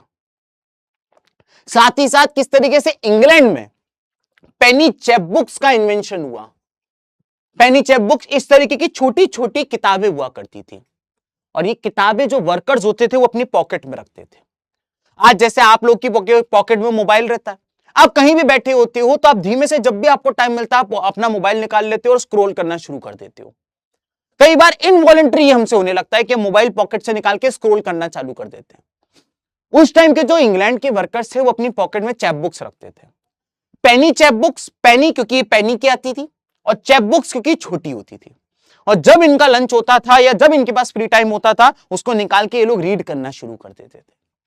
अगर हम फ्रांस की बात करें तो फ्रांस में बिब्लियोथिक ब्लू नाम की किताब छापी जाती थी। मुझे याद है जब मैं छोटा था तो हम लोग ज्यादा महंगा रफ रजिस्टर अफोर्ड नहीं कर सकते थे, तो एक वो काले पन्ने वाला रफ रजिस्टर आता है जो बहुत सस्ता होता है, 20 रुपए में इतना मोटा रजिस्टर आ जाता है। वो एकदम काले पन्ने वाला रजिस्टर होता है, उस पर आप पेंसिल से लिखोगे तो कुछ दिखाई नहीं देगा, और अगर आप जेल पेन से या कोई और पेन से गड़ा गड़ा के लिखोगे तो दिखाई देगा। तो मैं वो वाला रजिस्टर खरीदा करता था क्योंकि औकात ही नहीं थी महंगा वाला खरीदने की। उसी तरीके से फ्रांस में बिब्लियोथिक ब्लू नाम की किताब छपी जाती थी। ये जो ब्लू कलर का पेपर होता था ये बहुत चीप, बहुत सस्ता सा, बहुत पतला सा पेपर होता था। इससे फ्रांस के गरीब लोग भी अब किताब को अफोर्ड कर सकते थे। साथ ही साथ बताया गया है कि किस तरीके से एल्मेनेक्स और रिचुअल कैलेंडर्स वगैरह छपने लगे। जैसे आज हमारे घरों में पंचांग होता है, उस कैलेंडर को देख के आपको पता चल जाता है कब अमावस्या, कब पूर्णिमा है, कब ये जयंती है, कब ये फेस्टिवल है, सब पता चल जाता है एक कैलेंडर में। तो ऐसे कैलेंडर्स, ऐसी डायरीज बनने लगी जो लोगों को रिलीजन के बारे में बताएं कि आज ये दिन है, कल वो दिन है। और last but not the least यहां पे बताया गया है कि अब लोग केवल फिक्शनल, केवल रोमांटिक, केवल रिलीजियस किताबों की जगह अब ज्ञान वाली किताबें पढ़ने लगे थे। ये वही टाइम था जब आइजैक न्यूटन ने अपने लॉज ऑफ मोशन दे दिए थे और आइजैक न्यूटन की किताबें छपने लगी थी। उनकी डिस्कवरीज, बड़े बड़े जो साइंटिस्ट हैं उनकी डिस्कवरीज की किताबें छपने लगी थी। लोग ये किताबों को पढ़ के लोगों के अंदर साइंस के लिए इज्जत बढ़ने लगी। अब वो लोग भी साइंस पढ़ने के लिए इंस्पायर होने लगे। साथ ही साथ फेमस पोएट्स, फेमस राइटर्स जैसे कि Thomas Paine, Voltaire, Jean Jacques Rousseau, ऐसे करके लोगों की किताबें, ये ऐसे फिलोसोफर थे जो अपनी किताबों में लोगों को वो चीजें बताते थे जो आम आदमी ने सोची नहीं होती थी। एक आम आदमी का सोचने का दायरा लिमिटेड होता है, लेकिन जो ये फिलोसोफर्स होते थे इनके पास इतना ज्ञान होता था कि ऐसी ऐसी बात बोल जाते थे, लोग बोलते थे ओ भी यार ये तो हमने सोचा ही नहीं। तो ऐसे ऐसे फिलोसोफर्स की किताबें छपने लगी और ये रीडिंग मेनिया को बहुत ऊपर तक लेकर चली गई। अब यहां पे बताया गया है कि प्रिंट की पावर को आप कैसे शो करोगे। 2 पॉइंट से बताऊंगा कि what is the power of print. पहला पॉइंट यहां पे ये बताया गया है कि प्रिंट आने के बाद अब लोगों को ये लगने लगा था कि अब हम लोग वर्ल्ड को चेंज कर सकते हैं। एक टाइम था जब दुनिया में 90% कंट्रीज में मोनार्की हुआ करती थी, यानी या तो राजा या तो रानी का रूल हुआ करता था। लेकिन अब जो लोग थे, अब लोग को लगता था कि नहीं हम वर्ल्ड को चेंज कर सकते हैं, अब हमारी सोसाइटी को हम फ्री कर सकते हैं डेस्पोटिज्म से। अब ये राजा रानी का रूल हम हटा सकते हैं। सोसाइटी में जो क्लासिफिकेशन बना रखे हैं, first state, second state, third state, इसको हम तोड़ सकते हैं। तो लोग अब इस तरीके की बातें करने लगे थे। लोग कहते थे अब हम रीजन की बात करेंगे, अब हम इंटेलेक्ट की बात करेंगे। बहुत हुई धक्यानुसी बातें कि तुम राजा इसलिए हो क्योंकि तुम्हें जीसस का, अरे किसने कहा, कहां लिखा है, बाइबल में किस पन्ने में लिखा है ये बात। तो लोग हर चीज के पीछे रीजन और इंटेलेक्ट की बात करने लगे थे। अब मैं जो आपको चीज बताने जा रहा हूं ये एमसीक्यू में ना केवल आज पूछी जाएगी, आज मैं आपको बताऊंगा, साथ ही साथ आपके प्री बोर्ड और आपके बोर्ड में भी पूछी जा सकती है। Louis Sebastian Mercier, Louis Sebastian Mercier ये वो थे जिन्होंने कहा था printing is the most powerful engine of progress. यहां से आपको एमसीक्यू बनता है। लुईस सेबेस्टियन मर्सियर ने कहा था printing press is the most powerful engine of progress. ठीक है, आगे बढ़ जाते हैं। अब प्रिंटिंग और फ्रेंच कल्चर के बारे में बात करते हैं। सर आपने कहा प्रिंटिंग में बहुत पावर है, अभी थोड़ी देर पहले कहा था झूठ मत बोलना। अच्छा मैंने कहा था, आपने कहा था कि एक टाइम पे 90% इलाके में मोनार्की हुआ करती थी। तो अगर प्रिंटिंग में इतनी ही पावर है तो 90% इलाके में मोनार्की से डेमोक्रेसी की तरफ कैसे गए, आप ये बता दो। ऐसा माना जाता है कि दुनिया में सबसे पहले मोनार्की से डेमोक्रेसी की लड़ाई शुरू हुई थी फ्रांस में, और यह बात तुम जानते हो फ्रेंच रिवॉल्यूशन वाले चैप्टर में। अब आइए देखें, बताता हूं कि किस तरीके से फ्रेंच रिवॉल्यूशन और प्रिंट कल्चर कनेक्टेड है, किस तरीके से प्रिंट के कारण फ्रांस के लोगों ने क्रांति शुरू करी, मोनार्की से डेमोक्रेसी की तरफ की। तो पहला पॉइंट यहां पे यह बताया गया है कि किस तरीके से जो फिलोसोफर्स थे, जो एनलाइटेंड थिंकर्स थे, उन्होंने अपनी किताबें, अपने व्यूज को अपनी किताबों में छापा। उन्होंने दुनिया देख रखी थी। उन्होंने लोगों को बोला अबे यूनाइटेड स्टेट्स ऑफ अमेरिका में खुद के लोगों की सरकार है, लोग वोट देते हैं, जिस आदमी को सबसे ज्यादा वोट मिलता है वो आने वाले 5 साल तक के लिए देश को रूल करता है। 5 साल बाद वापस से वोटिंग होती है। अगर आपको अच्छा लगे तो आप वापस इसको वोट देके पावर में लाओ, नहीं तो किसी और को लेकर आओ। इन्होंने दुनिया घूम रखी थी, इनके दिमाग में आइडियाज आते थे, इन्होंने हिस्ट्री पढ़ रखी थी।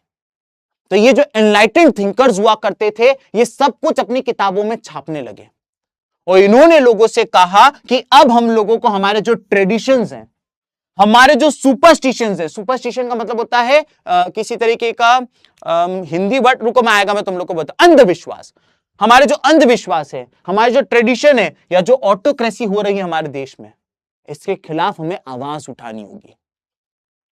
इन्होंने कहा कि अब हमें क्वेश्चन करना होगा, क्रिटिकल एंड रैशनल थिंकिंग की तरफ जाना होगा। और ऐसे में Jean Jacques Rousseau, John Locke, Voltaire, ऐसे करके फिलोसोफर्स जो थे, उनका बहुत बड़ा कंट्रीब्यूशन था। तो 2-3 फिलोसोफर्स के नाम आपको पता होने चाहिए जो तुम यहां लिख के आ सकते हो। अब फिलोसोफर तो लिख गए, लोगों ने तो पढ़ लिया, तो फिर आगे क्या? तो सेकंड पॉइंट यहां पे ये बताया गया है कि all values, traditions, institutions were re-evaluated and discussed as public and has recognized power, reason and necessity to change the ideas of belief। तो इनकी किताबों को पढ़ने के बाद लोगों ने कहा आओ वापस बैठे, री-इवैल्यूएट करें। क्या सोसाइटी के 3 स्टेट हैं, फर्स्ट, सेकंड, थर्ड, क्यों इसको रीचेंज करो? क्या सोसाइटी का लीडर राजा होगा, क्यों इसको चेंज करो? क्या हम एक जगह से दूसरी जगह नहीं जा सकते, क्यों आओ इसको चेंज करो? तो सोसाइटी की जितनी भी पुराने ट्रेडिशन, कल्चर, सुपरस्टिशंस थे जो गलत थे, इन्होंने उसको चेंज किया। समझे आप? और लास्ट पॉइंट यहां पे ये बताया गया है कि बाय 1780s इस तरीके का लिटरेचर आने लगा था जिसमें राजा को ना केवल मॉक किया जाता था, इंसल्ट किया जाता था। इससे पहले राजा की जो भी फोटो होती थी उसमें उसको डिवाइन दिखाया जाता था। ओ माय गॉड, हवा में उड़ रहे हैं, एकदम स्किन चमक रही है, बाल तो इतने एल्विस प्रेस्ली की तरह घने हो रहे हैं, ड्रेसिंग सेंस तो हो रणवीर सिंह शर्मा जाए, राजा को ऐसा दिखाया जाता था। लेकिन पहली बार प्रिंट रिवॉल्यूशन आने के बाद फ्रांस में राजा को मॉक करने लगे। मोटा सा आदमी दिखा दिया, गंजा सा आदमी दिखा दिया, बोना सा आदमी दिखा दिया, ताकि लोगों को बताया जा सके तुम और हम में से ही एक है, कोई कहीं की तोप नहीं है। तो ऐसे कैरिकेचर्स बनाने लगे जिसमें राजा को मॉक किया जाना शुरू किया, इंसल्ट करना शुरू करी गई। और इन सब चीजों के कारण लोगों के अंदर एक भावना जगी, उनके अंदर एक हिम्मत आई, अरे हम तो इनके खिलाफ भी आवाज उठा सकते हैं, अरे हम तो इनके खिलाफ भी तख्ता पलट कर सकते हैं। तो ये चीज यहां बताई गई है। क्लियर हो गया? अब यहां पे बताया गया 19th सेंचुरी की बात आते हैं। 19th सेंचुरी में आने के बाद 3 चेंजेस हुए। अब हमें यह समझना है, फिर हम इंडिया में प्रिंट कैसे आया वो समझेंगे और ये हमारा चैप्टर समाप्त हो जाएगा। ठीक है? मैं आपको एक बहुत सिंपल सी बात बोल रहा हूं कि मैं आपको पूरे चैप्टर 1.5 से 2 घंटे के अंदर वन शॉट्स में दे रहा हूं। मैं आपको एक गारंटी देके बोलना चाहता हूं कि these lectures are more than sufficient. ना केवल आपका रिवीजन हो जाएगा, आप देखोगे आपके नंबर्स आते हुए। मुझे इतने सारे बच्चों के इंस्टाग्राम पे डीएम्स आते हैं कि सर हमारे इतने मार्क्स आ गए प्री बोर्ड में, हमने इतना अच्छा मिड टर्म में किया और अब तुम्हारा वक्त है। मत घबराओ, मैं तुम्हारे साथ हूं। दिन दिन रात रात की मेहनत है ये मेरी, और मैंने पूरे रिफाइन तरीके से लेक्चर्स बनाए। भरोसा रख बस तू मेरे पे। 19th सेंचुरी की बात करते हैं दोस्तों। 19th सेंचुरी, जैसा कि मैं आप लोग को पहले भी बता चुका हूं, 19th सेंचुरी यानी कि 1800 से लेकर 1899 का वक्त था। यह वो वक्त था जब पहले तो सबसे पहले यहां पे बताया गया है कि स्कूल में प्राइमरी एजुकेशन को कंपलसरी कर दिया गया। प्राइमरी एजुकेशन का मतलब क्या होता है? प्राइमरी एजुकेशन का मतलब होता है कि क्लास 1 से लेकर क्लास 5 तक बच्चों को स्कूल जाना ही पड़ेगा। यूरोप में, इससे पहले यूरोप में बच्चे स्कूल नहीं जाते थे, सिर्फ अमीरों के बच्चे स्कूल जाते थे, लेकिन अब कंपलसरी कर दिया गया। 5 से 11 साल का बच्चा हो या फर्स्ट क्लास से 5th क्लास तक आपको पढ़ना कंपलसरी है। अब बच्चा स्कूल जब जाएगा तो उसे बुक्स चाहिए, उसे कॉपी चाहिए, तो एक नया मार्केट खुल गया। इससे पहले लोग रिलीजन की किताबें पढ़ रहे थे, फिर चेंज हुआ, लोग रोमांटिक किताबें, फिक्शनल किताबें पढ़ने लगे, फिर और चेंज हुआ, महिलाएं रेसिपी वाली किताबें पढ़ने लगी। अब मैं कह रहा हूं बच्चों की किताबें चाहिए, और 1-2 नहीं, सारे बच्चों के लिए किताबें चाहिए। मैथ्स की, साइंस की, लैंग्वेज की। तो एक नया मार्केट बन के तैयार हो गया कि और अब इन बच्चों के लिए किताबें बनाओ। अब जब ये बच्चों को पढ़ना आ गया तो पढ़ने लगे, तो फिर इनने कहा हमारे लिए भी कुछ एंटरटेनमेंट का जुगाड़ हो जाता। तो इसके लिए फ्रांस में किस तरीके से, फ्रांस में 1857 में चिल्ड्रन प्रेस बनाई गई। इस प्रेस के अंदर केवल बच्चों के लिए कॉमिक बुक्स, बच्चों के एंटरटेनमेंट की बुक्स, जिसमें उनकी पोम्स होती थी, एनिमल्स के कार्टून्स होते थे, ऐसी ऐसी चीजें पब्लिश होना शुरू हो गई। साथ ही साथ यहां पे बताया गया कि किस तरीके से जर्मन ग्रिम ब्रदर्स जो थे, जिनकी फोटो मैंने यहां लगा रखी है, ये जर्मन ग्रिम ब्रदर्स जो थे, इन्होंने कई सारी फोक स्टोरीज वगैरह लिखी थी 1812 के अंदर जर्मन लैंग्वेज के अंदर। और इन्होंने एक बात और बोली थी कि anything that was not safe for children was not published. सोचो कितनी बड़ी बात है। आज इंटरनेट पे सब मौजूद है, आप जो देखना चाहो देखो। कई चीजें ऐसी होती हैं जो बच्चों को नहीं देखनी चाहिए, तब भी उनकी आंखों के सामने पड़ जाती हैं। लेकिन उस टाइम के लोगों ने इस बात का ध्यान रखा कि ठीक है, अब हम बच्चों के लिए किताबें छाप रहे हैं, उनके एजुकेशन के लिए छाप रहे हैं, उनके एंटरटेनमेंट के लिए छाप रहे हैं, लेकिन किंतु परंतु ऐसा कुछ नहीं पब्लिश करेंगे जो बच्चों के लिए ना हो। तो ये बात यहां पे बताई गई है दोस्तों। 19वीं सेंचुरी में बताया गया है औरतों के बारे में बताया गया है। हमने अभी बच्चों के बारे में पढ़ा पहले, अब हम 19वीं सेंचुरी में औरतों के लिए क्या प्रिंट हो रहा था। तो यहां पे बताया गया कि औरतों के इंटरेस्ट के लिए कई सारी किताबें बनने लगी। अब भाई सबका अपना अपना टेस्ट होता है। कुछ औरतें कि एक अच्छी हाउसवाइफ कैसे बने, एक अच्छी मां कैसे बने, एक अच्छी लेडी कैसे बने, क्या एलिगेंस होना चाहिए, क्या मैनर्स होने चाहिए, इस तरीके की किताबें पढ़ने लगी। तो कुछ औरतें हाउसकीपिंग के बारे में कि घर को कैसे रखना चाहिए, क्या बनाना चाहिए, कैसे पर्दे रखने चाहिए, कैसी बेडशीट होनी चाहिए, ये सब की किताबें पढ़ने लगी। तो औरतों के इंटरेस्ट की किताबें आने लगी। जैसे मेरी मम्मी है, उनका पूरे दिन फेसबुक पे वीडियो देखती रहती हैं, ये बनाने की रेसिपी, वो बनाने की रेसिपी। मैं हर कभी उनको टॉन्ट मारते रहता हूं, बस आप वीडियोस ही देखो, ये नहीं कभी बना के खिला दे। फिर वो कहती है हाँ जैसे तुम भूखे तो मर रहे हो। फिर मैं कहता हूं हाँ ये मेरा जीरो फिगर ऐसे ही नहीं हो रहा है। तो मैं आपको यही बता रहा था कि किस तरीके से कि शुरुआत में इस तरीके की किताबें छपी, लेकिन आगे जाके रेसिपीज की किताबें, फैशन के ऊपर किताबें, रोमांटिक किताबें, ये सब भी महिलाओं के लिए छापी गई। यहां पे कुछ ऑथर्स के नाम बताए गए, जैसे कि जेन ऑस्टन, इसके अलावा ब्रॉन्टे सिस्टर्स, इसके अलावा जॉर्ज एलियट। ये वो महिलाएं थी जिन्होंने बहुत बड़े लेवल पे बुक्स पब्लिश करी वुमेन को ध्यान में रखते हुए। इनकी किताबें इसलिए भी बहुत ज्यादा फेमस हुई क्योंकि ये इनकी जो किताबें होती थी वो महिलाओं को इंडिपेंडेंट होना सिखाती थी। वो महिलाओं को ये सिखाती थी कि आप खुद सोचने के लिए केपेबल हो, आपके लाइफ के डिसीजन आप लो, आपका पति नहीं लेगा। आपको बाहर जाके नौकरी करनी करो, आपको बिजनेस करना है करो, सिर्फ आप घर तक सीमित नहीं हो, आप बाहर निकलो, अपने डिसीजन खुद लो, बाहर निकलो। तो ये भी चीज यहां पे बताई गई है। साथ ही साथ लास्ट चीज यहां पे बताई गई कि किस तरीके से 19वीं सेंचुरी में इंग्लैंड में कई सारी लैंडिंग लाइब्रेरीज बनाई गई थी। अभी भी किताबें जो होती थी वो किताबें बहुत ज्यादा महंगी होती थी। तो फिर क्या किया जाता था कि इस तरीके की लाइब्रेरी होती थी, आप जाइए, आप वहां पे 1 पेनी, 2 पेनी, 3 पेनी दीजिए, आपको किताब 15 दिन के लिए मिल जाएगी। 15 दिन आप वो किताब को पढ़िए उधार लेकर, 15 दिन बाद आइए और आप 3 पेनी देके दूसरी किताब लैंडिंग करके ले जाइए, उधार लेकर चले जाइए। तो इस तरीके से उधार में लाइब्रेरीज में आप किताब ले लेके पढ़ सकते थे। जब मैं छोटा था तो मेरे पास एक किताब थी, उसका नाम था वर्ल्ड ऑफ फैक्ट्स। वो जो किताब थी, उस किताब की खासियत ये थी, इतनी मोटी किताब थी और मेरी बुआ ने मुझे दी थी, 1500 रुपए की किताब थी, मुझे याद है। उस किताब में ना फोटोज बनी रहती थी क्योंकि इंटरनेट तो था नहीं, तो उसमें फोटो होती थी दुनिया का सबसे बड़ा आदमी और दुनिया का सबसे छोटा आदमी, दुनिया की फास्टेस्ट कार, उस टाइम पे बुगाटी वेरॉन हुआ करती थी, उसकी फोटो होती थी। हम लोग सारे लड़के कहते थे ये तो मैं लूंगा, मैं कहा मैं ब्लैक लूंगा, मेरा दोस्त कहता मैं पिंक लूंगा, मैंने कहा पागल। दुनिया का सबसे ऊंचा ब्रिज बादलों के ऊपर है, दुनिया का सबसे बड़ा बास्केटबॉल प्लेयर माइकल जॉर्डन, दुनिया का सबसे बड़ा इसका प्लेयर उसका प्लेयर, सब कुछ उसमें फोटोज हुआ करती थी। मैंने वो किताब की इमेजेस रट ली थी, इतनी बार देख ली थी, और जब मेरा हो जाता था तो मैं दूसरे को दे देता था, 2-3 दिन वो रखता था, वो पढ़ता था, ऐसे करके पूरी क्लास ने वो पूरी किताब पढ़ रखी थी। तो ये भी एक लैंडिंग लाइब्रेरी का कॉन्सेप्ट जैसे ही कुछ कुछ था। साथ ही यहां पे बताया गया कि 19वीं सेंचुरी तक आते आते पहले क्या हुआ था, इससे पहले की अगर हम बात करें तो इंडस्ट्रियलाइजेशन हो रखा था, इंडस्ट्रियल रिवॉल्यूशन आ रखा था, ठीक है। और खूब सारी इंडस्ट्रीज खोल दी गई थी। उस इंडस्ट्रीज में काम करने के लिए लोग गांव से आने लगे थे, आदमी औरत इवन बच्चे तक काम करते थे। लेकिन इस इंडस्ट्रीज में इनके साथ बहुत बहुत काम करवाया जाता था, सैलरी कम देते थे, वर्किंग कंडीशंस भी बहुत खराब थी। लेकिन धीमे धीमे करके इन वर्कर्स ने अपने राइट्स की डिमांड करना शुरू कर दी और इन्होंने कहा no no no no no, अब हम काम ठीक है जितना कर रहे हैं, लेकिन हम इससे इतने घंटे से ज्यादा काम नहीं करेंगे।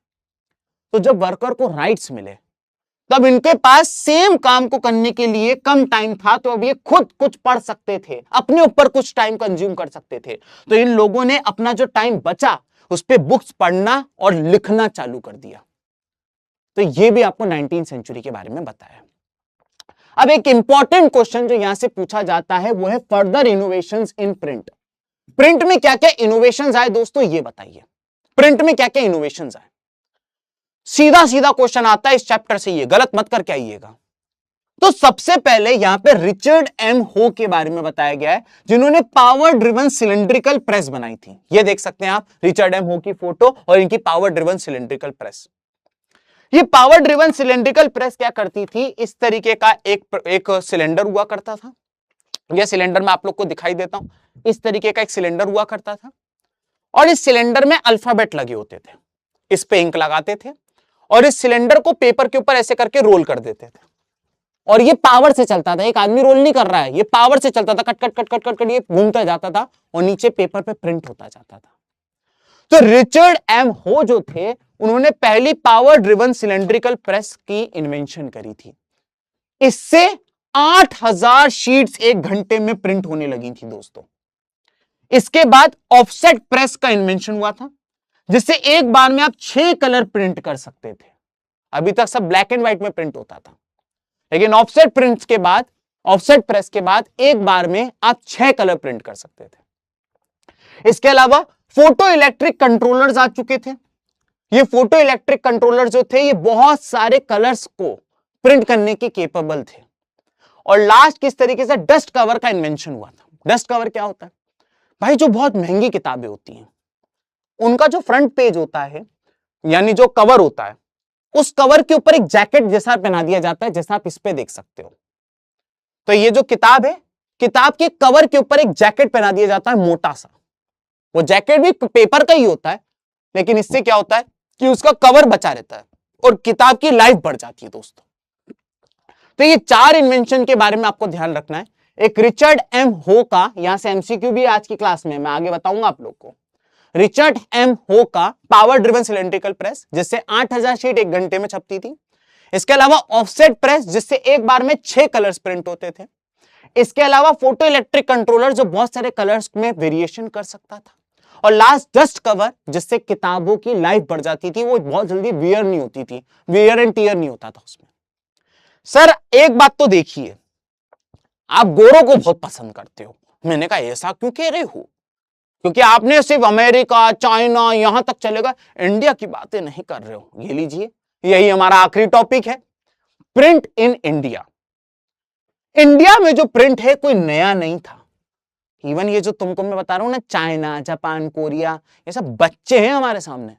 हमारे वहां प्रिंट इतना पुराना है। हमारे वहां के जो साधु हुआ करते थे, सेज हुआ करते थे, वो क्या करते थे, पत्तियों को सुखा के उन पत्तियों के ऊपर लिखा करते थे, जिसे कहा जाता था मैन्यूस्क्रिप्ट।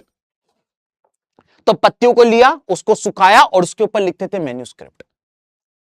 अब ज्यादातर जो हमारे वहां प्रिंट था वो या तो संस्कृत, अरेबिक, पर्शियन और बहुत हद तक वर्नाकुलर लैंग्वेजेस में पाया गया है। वर्नाकुलर लैंग्वेज का मतलब होता है लोकल लैंग्वेज। जैसे तमिलनाडु में तमिल चलती है, केरला में मलयालम, आंध्र प्रदेश और तेलंगाना में तेलुगु, तमिलनाडु में तमिल।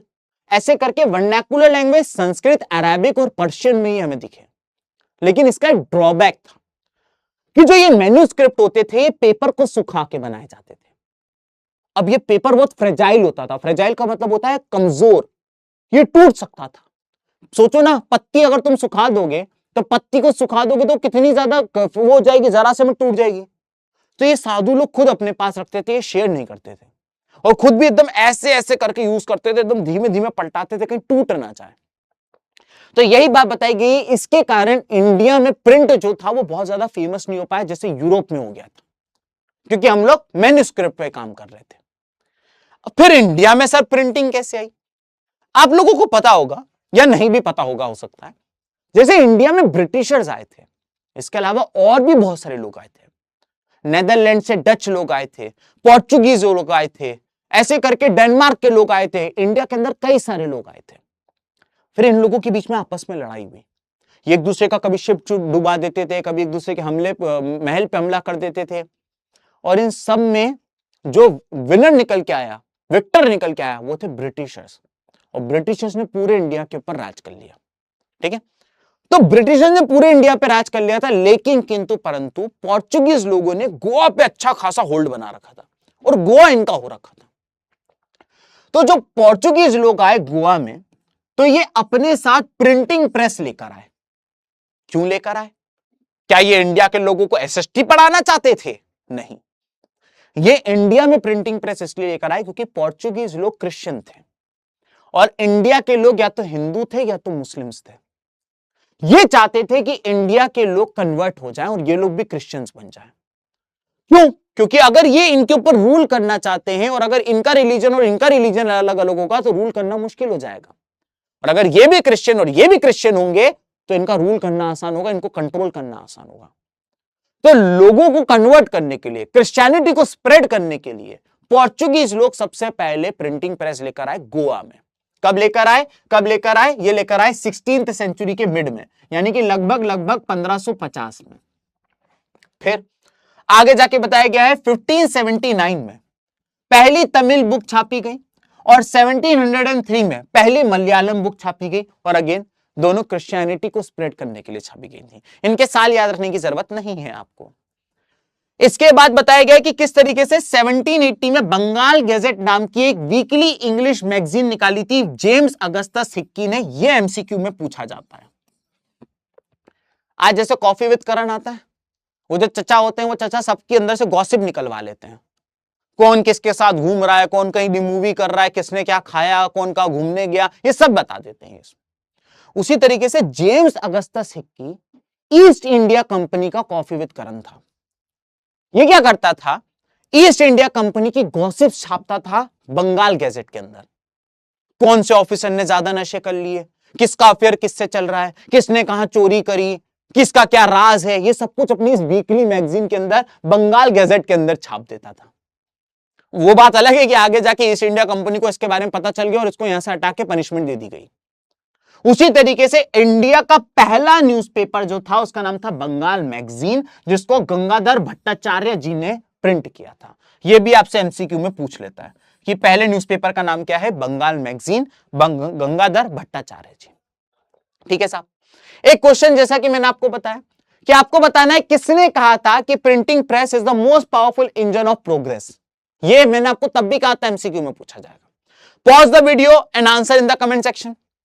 किया? करा तुमने आंसर? झूठ मत बोलो। देखो मैं आंखें निकाल ली, चश्मा निकाल के लेजर निकाल दूंगा आंखों से। दोस्तों इसका सही जवाब है लुई सेबास्टियन मर्सियर। ये वो व्यक्ति थे जिन्होंने कहा था printing press is the most powerful engine of progress. ठीक है, आगे बढ़ जाते हैं। किसने पावर ड्रिवन सिलेंड्रिकल प्रेस बनाई थी? बताइए। पॉज द वीडियो और answer in the comment section. दोस्तों बिल्कुल सही। तो जितने बच्चों ने कहा है रिचर्ड एम हो, उनका जवाब बिल्कुल सही है। आगे बढ़ जाते हैं। अब इंडिया की बात करें तो इंडिया में भी प्रिंट ने कई सारे रिलीजियस रिफॉर्म्स किए। इंडिया में भी प्रिंट के कारण रिलीजन को लेके लोग क्वेश्चन करने लगे, डिबेट करने लगे। अब मैं आपको ये हिंदू और मुस्लिम्स दोनों के लिए बताऊंगा। सबसे पहली बात यहां पे ये बताई गई है कि किस तरीके से during this period social and religious reformers clash Hindu orthodoxy over the widow evolution, monotheism, Brahmanical worship and idolatry. अब ऐसे कुछ लोग थे जो बहुत ज्यादा कट्टर थे, जो कहते थे जो हो रहा है वैसा ही होगा, इसको चेंज नहीं किया जाएगा। और ऐसे भी बहुत सारे लोग थे जो कहते थे नहीं, अगर कोई चीज रिलीजन में गलत है तो उसको चेंज करने की जरूरत है, उसको क्वेश्चन करने की जरूरत है, उस पर डिबेट करने की जरूरत है।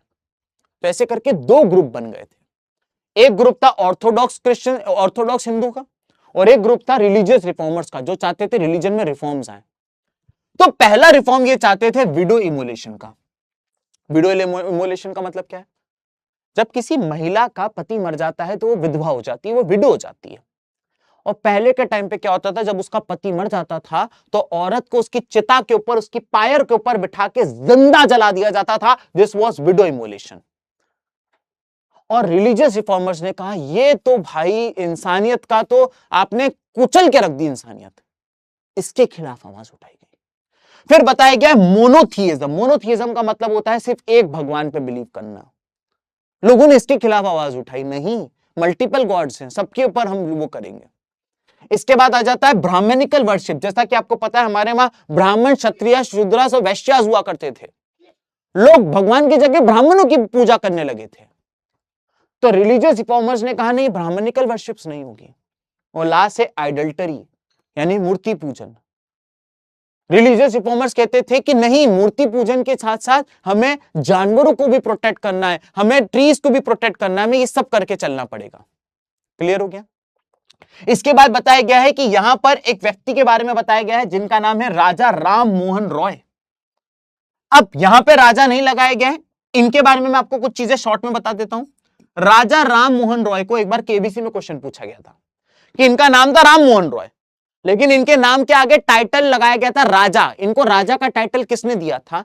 तो एक मुगल बादशाह था जिसका नाम था Akbar the second. Akbar the second ने इनको राजा का टाइटल दिया था कि भाई साहब आपकी मेंटेलिटी, आपकी सोच राजा जैसी है, आप राजा हैं। तो राम मोहन रॉय जो थे ये एक रिलीजियस रिफॉर्मर थे। ये चाहते थे हिंदू रिलीजन में जो गलत चीजें उनको सुधारा जाए, और इसके लिए इन्होंने एक चीज बनाई थी, एक चीज लिखी थी, इसका नाम था संवाद कौमुदी। ठीक है, ये संवाद कौमुदी में हिंदू रिलीजन में जो भी गलत चीजें हैं ये उसके लिए लिखते थे। तो जो हिंदू ऑर्थोडॉक्स लोग थे वो चिढ़ गए इनसे। उनको लगता था कि तुम हमारे लोगों को भड़का रहे हो, हमारे रिलीजन को बदनाम कर रहे हो। तो जो हिंदू ऑर्थोडॉक्स लोग हैं उन्होंने संवाद कौमुदी के अगेंस्ट समाचार चंद्रिका छापना शुरू कर दिया, ताकि संवाद कौमुदी में जो चीज लिखी जाए उसको ये लोग काउंटर कर सकें दोस्तों। ठीक है, यहां से एमसीक्यू पूछ लेता है संवाद कौमुदी किसने लिखी थी?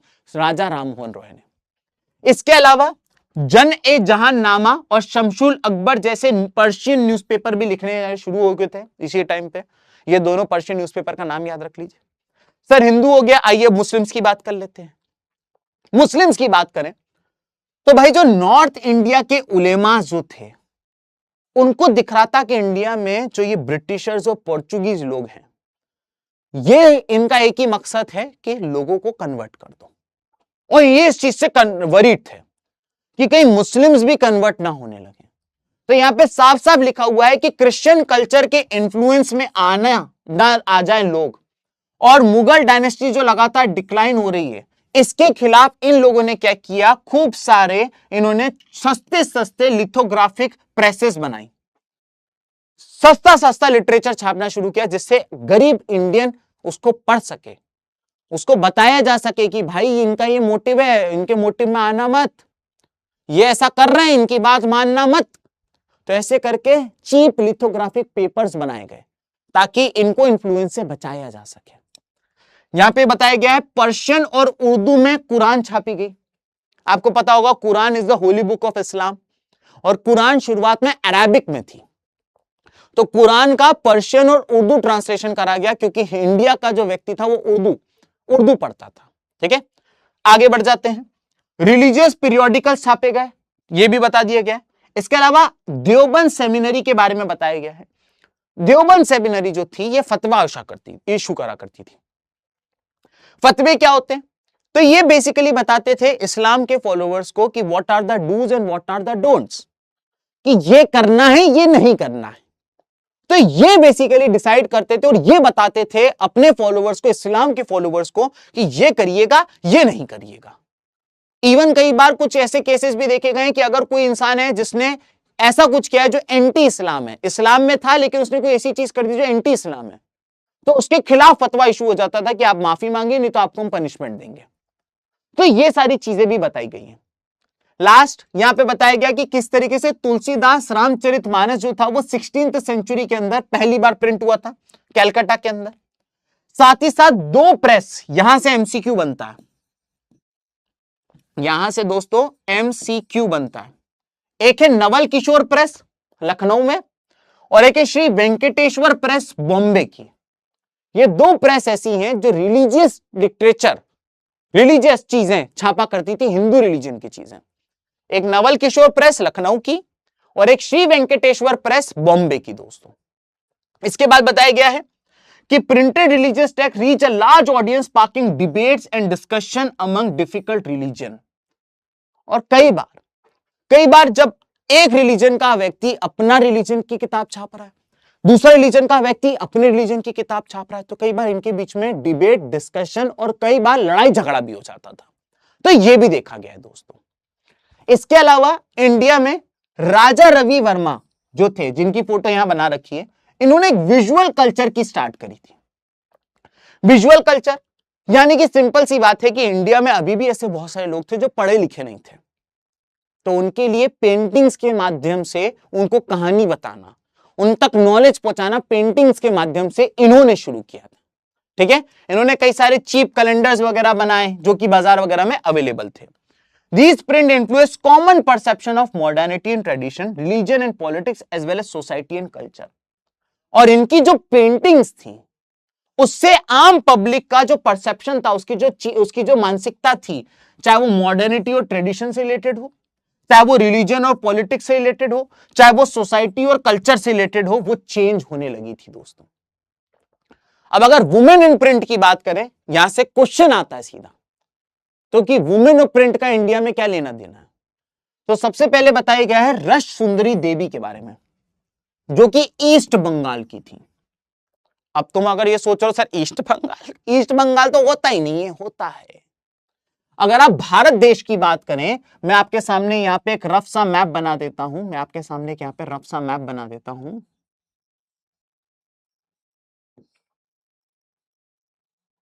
ठीक है, तो 1947 से पहले मैं आपको बताना चाहता हूं कि जब ब्रिटिशर्स छोड़ के गए तो उन्होंने ये ऑप्शन दिया कि भाई जिसको इंडिया के साथ रहना है वो इंडिया के साथ रहे, जिसे पाकिस्तान के साथ जाना है वो पाकिस्तान के साथ जाए, जिसको अपना देश बनाना है वो कर ले, और जिसको हमारे साथ रहना है वो कर ले। तो ऐसे करके दो पाकिस्तान बने 1947 में। एक यहां पाकिस्तान बना जिसका नाम था वेस्ट पाकिस्तान, और एक यहां पे पाकिस्तान बना दोस्तों, एक यहां पे पाकिस्तान बना जिसका नाम था ईस्ट पाकिस्तान। दरअसल जो जगह ईस्ट पाकिस्तान बनी पहले वो थी ईस्ट बंगाल, ईस्ट बंगाल। और ईस्ट बंगाल के बाजू वाला जो जगह थी, ये वाली जो आप जगह देख रहे हैं, ये वाली जो जगह है, ये थी वेस्ट बंगाल। ये जगह थी वेस्ट बंगाल। पहले दो बंगाल थे, एक ईस्ट बंगाल और एक वेस्ट बंगाल। तो जब ब्रिटिशर्स ने ऑप्शन दिया तो ईस्ट बंगाल के लोगों ने कहा हम जा रहे हैं, और ईस्ट बंगाल के जो लोग थे वो ईस्ट पाकिस्तान बन गए, ईस्ट पाकिस्तान बन गए। ठीक है, फिर ईस्ट पाकिस्तान और वेस्ट पाकिस्तान दो पाकिस्तान हो गए, चले भी 10 15 20 साल, लेकिन दोनों में डिफरेंस। ईस्ट पाकिस्तान वाले जो लोग थे ये बंगाली बोलते थे, ये उर्दू बोलते थे। तो एक बार क्या, वो जो इलेक्शन हुआ उस इलेक्शन में ईस्ट पाकिस्तान का कैंडिडेट जीत गया, और ये वेस्ट पाकिस्तान को बिल्कुल भी अच्छा नहीं लगा कि कैसे ईस्ट पाकिस्तान का कैंडिडेट कैसे जीत सकता है। तो इन्होंने क्या किया, जब ये इलेक्शन जीत गए ईस्ट पाकिस्तान के कैंडिडेट, तो वेस्ट पाकिस्तान ने ईस्ट पाकिस्तान के ऊपर बम गिराना शुरू कर दिया, अपने ही देश पे बम गिराना शुरू कर दिए, जस्ट बिकॉज इनको वो डिफीट एक्सेप्ट नहीं हुई। तो जो जीत के आए थे जिनका नाम था मुजीबुर रहमान के ऊपर बम गिराना शुरू कर दिया। जब इन्होंने इस पे बम गिराना शुरू कर दिया तो ईस्ट पाकिस्तान के लोग इंडिया आना शुरू कर दिए। तो इंडिया के लोगों ने कहा ये क्या बात हुई, एक तो हमने आपको अलग कर दिया, आपने कहा हमें अलग देश चाहिए, हमने आपको अलग देश दे दिया, अब आप हमारे देश में घूम रहे हो। तो इन्होंने कहा भैया हम अपनी जान बचानी है। आखिरकार इंडिया ने इंटरफेयर किया और 1971 के अंदर इंडिया पाकिस्तान वॉर हुई, और हमने ईस्ट पाकिस्तान को वेस्ट पाकिस्तान से अलग कर दिया। दुनिया के इतिहास का सबसे बड़ा सरेंडर हुआ। 90,000 पाकिस्तानी सोल्जर्स ने अपने घुटने टेके थे, और फिर जाके ईस्ट पाकिस्तान एक नया देश बन के तैयार हुआ जिसे आज हम कहते हैं बांग्लादेश। यानी बांग्लादेश बनाया भारत देश ने। क्लियर हो गया? तो एक बांग्लादेश जो है वो पहले पाकिस्तान था, और पाकिस्तान से पहले वो इंडिया था। सॉरी। तो अगर हम रस सुंदरी देवी की बात करें तो रस सुंदरी देवी जी ईस्ट बंगाल से बिलोंग करती थी, यानी इस इलाके से बिलोंग करती थी। इन जिस घर में पैदा हुई थी उस घर में महिलाओं को पढ़ना लिखना अलाउ नहीं था, तो इन्होंने अपने किचन में छुप छुप के पढ़ाई शुरू करी और पढ़ने के बाद इन्होंने अपनी अपनी ऑटोबायोग्राफी लिखी जिसका नाम था अमार जीवन। अमार मतलब माय, जीवन मतलब लाइफ, माय लाइफ। इन्होंने अपनी ऑटोबायोग्राफी लिखी। इसके अलावा महाराष्ट्र की ताराबाई शिंदे जी जो थी, उन्होंने किस तरीके से जो अपर कास्ट की जो विडोज हुआ करती थी उनकी कितनी मिजरेबल लाइफ है इसके बारे में लिखा। अपर कास्ट की विडोज जिनके पति मर जाते थे, पति मरने के बाद उनकी कैसी लाइफ हो जाती थी, उनको सफेद साड़ी पहननी पड़ेगी, वो मेकअप नहीं कर सकती थी, वो बाहर नहीं जा सकती थी, वो रीमैरिज नहीं कर सकती थी, ये सब होता था। उन्होंने इसके बारे में लिखा। इसके अलावा पंजाब के रामचरण जी ने एक किताब लिखी थी जिसका नाम था स्त्री धर्म विचार। इसमें ये बताते थे कि औरतों को कैसे बिहेव करना है, औरतों को क्या करना चाहिए क्या नहीं करना चाहिए। क्लियर हो गया। इसके अलावा ज्योतिबा फुले जी जो थे, ज्योतिबा फुले जी ने किताब लिखी थी जिसका नाम था गुलामगिरी। एमसीक्यू में पूछा जाने वाला क्वेश्चन। ये गुलामगिरी में इन्होंने कास्ट सिस्टम के खिलाफ आवाज उठाई कि किस तरीके से हिंदू रिलीजन के अंदर बड़ी जाति और छोटी जाति में लोग बटे हुए हैं। इसके अलावा कानपुर के एक मिल वर्कर थे काशी बाबा, उन्होंने छोटे और बड़े का सवाल किताब लिखी थी। अगेन ये भी कास्ट के ऊपर बेस्ड थी। इसके अलावा बेंगलोर में बताया गया किस तरीके से कॉटन मिल वर्कर्स जो थे उन्होंने बॉम्बे के ऊपर बेस्ड कई सारी लाइब्रेरीज बनाई थी ताकि मिल वर्कर्स जो हैं वो भी पढ़ लिख के अपने आप को लिटरेट कर सकें और दुनिया जहान में क्या चल रहा है उसके बारे में बात कर सकें। एक क्वेश्चन आपको बताना है, रिलीजियस टेक्स्ट के लिए कौन सी प्रेस जो थी जो रिलीजियस टेक्स्ट के लिए किताबें छापा करती थी। 4 ऑप्शन है। Pause the video and answer in the comment section. क्या आप लोगों ने आंसर किया दोस्तों? खाओ मेरी कसम, मेरी मत खाओ, अभी मेरी शादी नहीं हुई है।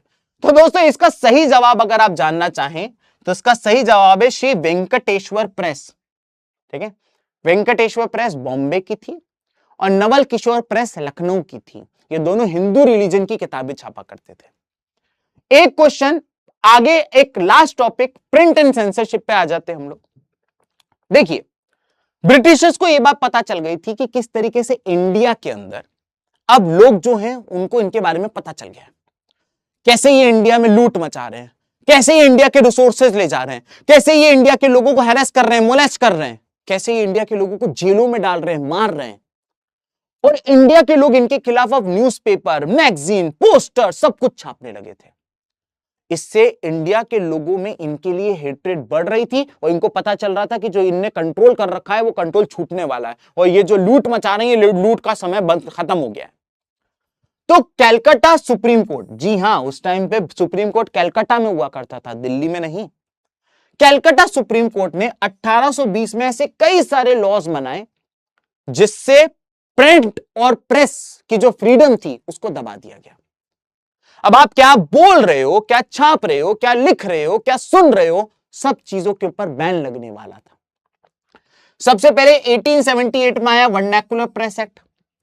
इसमें इन्होंने साफ साफ कह दिया कि आप जो भी छाप रहे हो कोई भी वर्नैकुलर लैंग्वेज में, पहले वो हमारे पास आएगा, हम पढ़ेंगे, हम अप्रूव करेंगे, अगर वो लगेगा हमें सही है तो ही वो पब्लिश होगा, नहीं तो आप उसको पब्लिश नहीं कर सकते हो। यह था वर्नैकुलर प्रेस एक्ट 1878 में आया था। इसका साल याद रखिएगा, कई बार ये ईयर पूछ लेता है तो ये ईयर साथ रखिएगा। तो बाल गंगाधर तिलक जी जो थे उनका एक न्यूज़पेपर था केसरी। वर्नैकुलर प्रेस एक्ट ने साफ कहा था कि आप हमारे खिलाफ कुछ नहीं छापोगे। तो एक बार क्या हुआ कि ब्रिटिशर्स ने पंजाब के जो रिवॉल्यूशनरी से आंदोलनकारी थे उनको उठा के जेल में डाल दिया था और उनके ऊपर अत्याचार कर रहे थे। वर्नैकुलर प्रेस एक्ट लागू हो चुका था, किसी को अलाउड नहीं था ये सब छापने का। बाल गंगाधर तिलक जी ने अपने न्यूज़पेपर केसरी में बिना डरे धड़ल्ले से उनके बारे में लिखा। बोले मुझे कोई फर्क नहीं पड़ता कि इसके बाद मुझे जेल हो या मुझे मार दिया जाए। बाल गंगाधर तिलक जी ने इसके बारे में लिखा। ब्रिटिशर्स ने कहा वर्नैकुलर प्रेस एक्ट लागू था, आपने ये एक्ट को वायलेट किया है, इनको उठा के जेल में डाला गया, जिसके कारण पूरे इंडिया में एक मैसिव प्रोटेस्ट हुआ। क्लियर हो गया दोस्तों? अब यहां पर एक question, how had printing press created a new culture of reading in Europe? ये क्वेश्चन बहुत पूछा जाता है, इसलिए मैं लेकर आ गया हूं ये क्वेश्चन। यूरोप में किस तरीके से एक नया कल्चर बना, वही रिपीटेड चीजें आपको लिख के आनी है। आपको लिख के आना है किस तरीके से नंबर ऑफ बुक्स बढ़ गई, जिसके कारण जब पहले बुक्स कम थी तो महंगी थी, बढ़ गई तो सस्ती हो गई। आपको बताना है लिटरेसी रेट बढ़ गया, 80% हो गया, जहां पहले 30-35 हुआ करता था। आपको बताना है किस तरीके से एक नई रीडिंग पब्लिक बनी। पहले केवल जिनको रिलीजियस किताबों के लिए किताबें आती थी, अब रोमांटिक, फिक्शनल, ये सब किताबें होने लगी।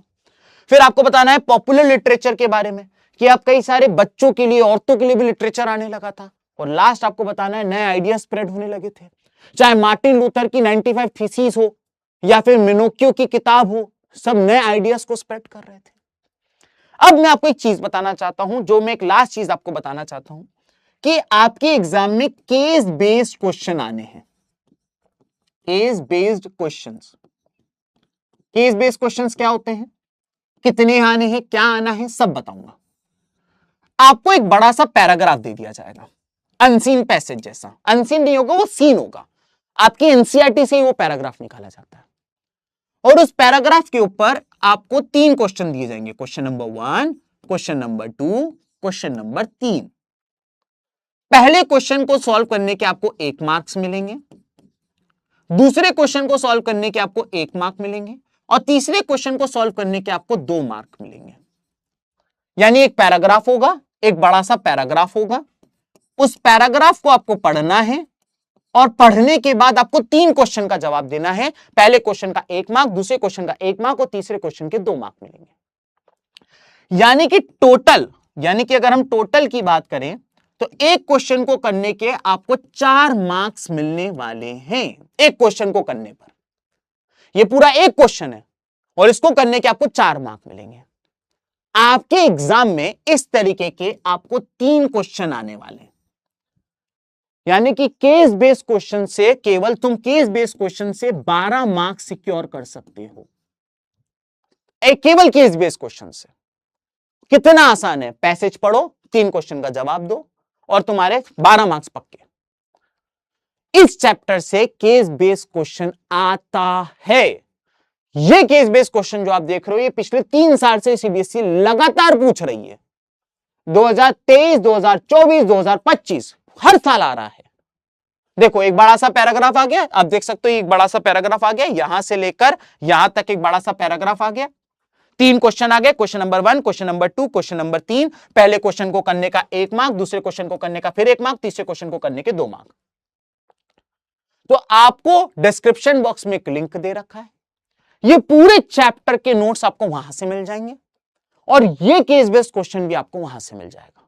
आप इसको प्रॉपर पढ़िए और आप देखिए कि आप ये केस बेस्ड क्वेश्चन कर पा रहे हैं कि नहीं। एक क्वेश्चन आपका होमवर्क क्वेश्चन है, इसका जवाब मैं आपको नहीं दूंगा, आपको वीडियो पॉज करने के बाद इसका आंसर कमेंट सेक्शन में करके जाना है। दोस्तों इसी के साथ मेरा आज डे 3 का चैलेंज हो गया है कंप्लीट।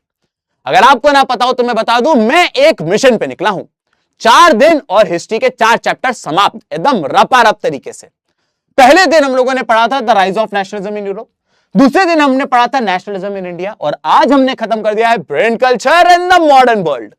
तो अगर आपने अभी तक आप प्रॉपर चल रहे हो तो आज आपका वीडियो खत्म होने के बाद आपको कमेंट सेक्शन पे लिख के जाना है डे 3 कंप्लीटेड। और अगर आपके पिछले क्वेश्चन वीडियोस नहीं हुए तो तुरंत जाके देख लो, क्योंकि हिस्ट्री के बाद ज्योग्राफी, इकोनॉमिक्स और फिर पॉलिटिकल साइंस हम लेकर आने वाले हैं। आज की क्लास आपको कैसी लगी कमेंट सेक्शन में जरूर बताइएगा। आपका एक छोटा सा कमेंट मेरा दिन बना देता है दोस्तों। तो आज के लिए केवल इतना ही, मिलते हैं कल एक नए चैप्टर के साथ which is the making of global world. तो मिलते हैं, बाय बाय बच्चों, टेक केयर।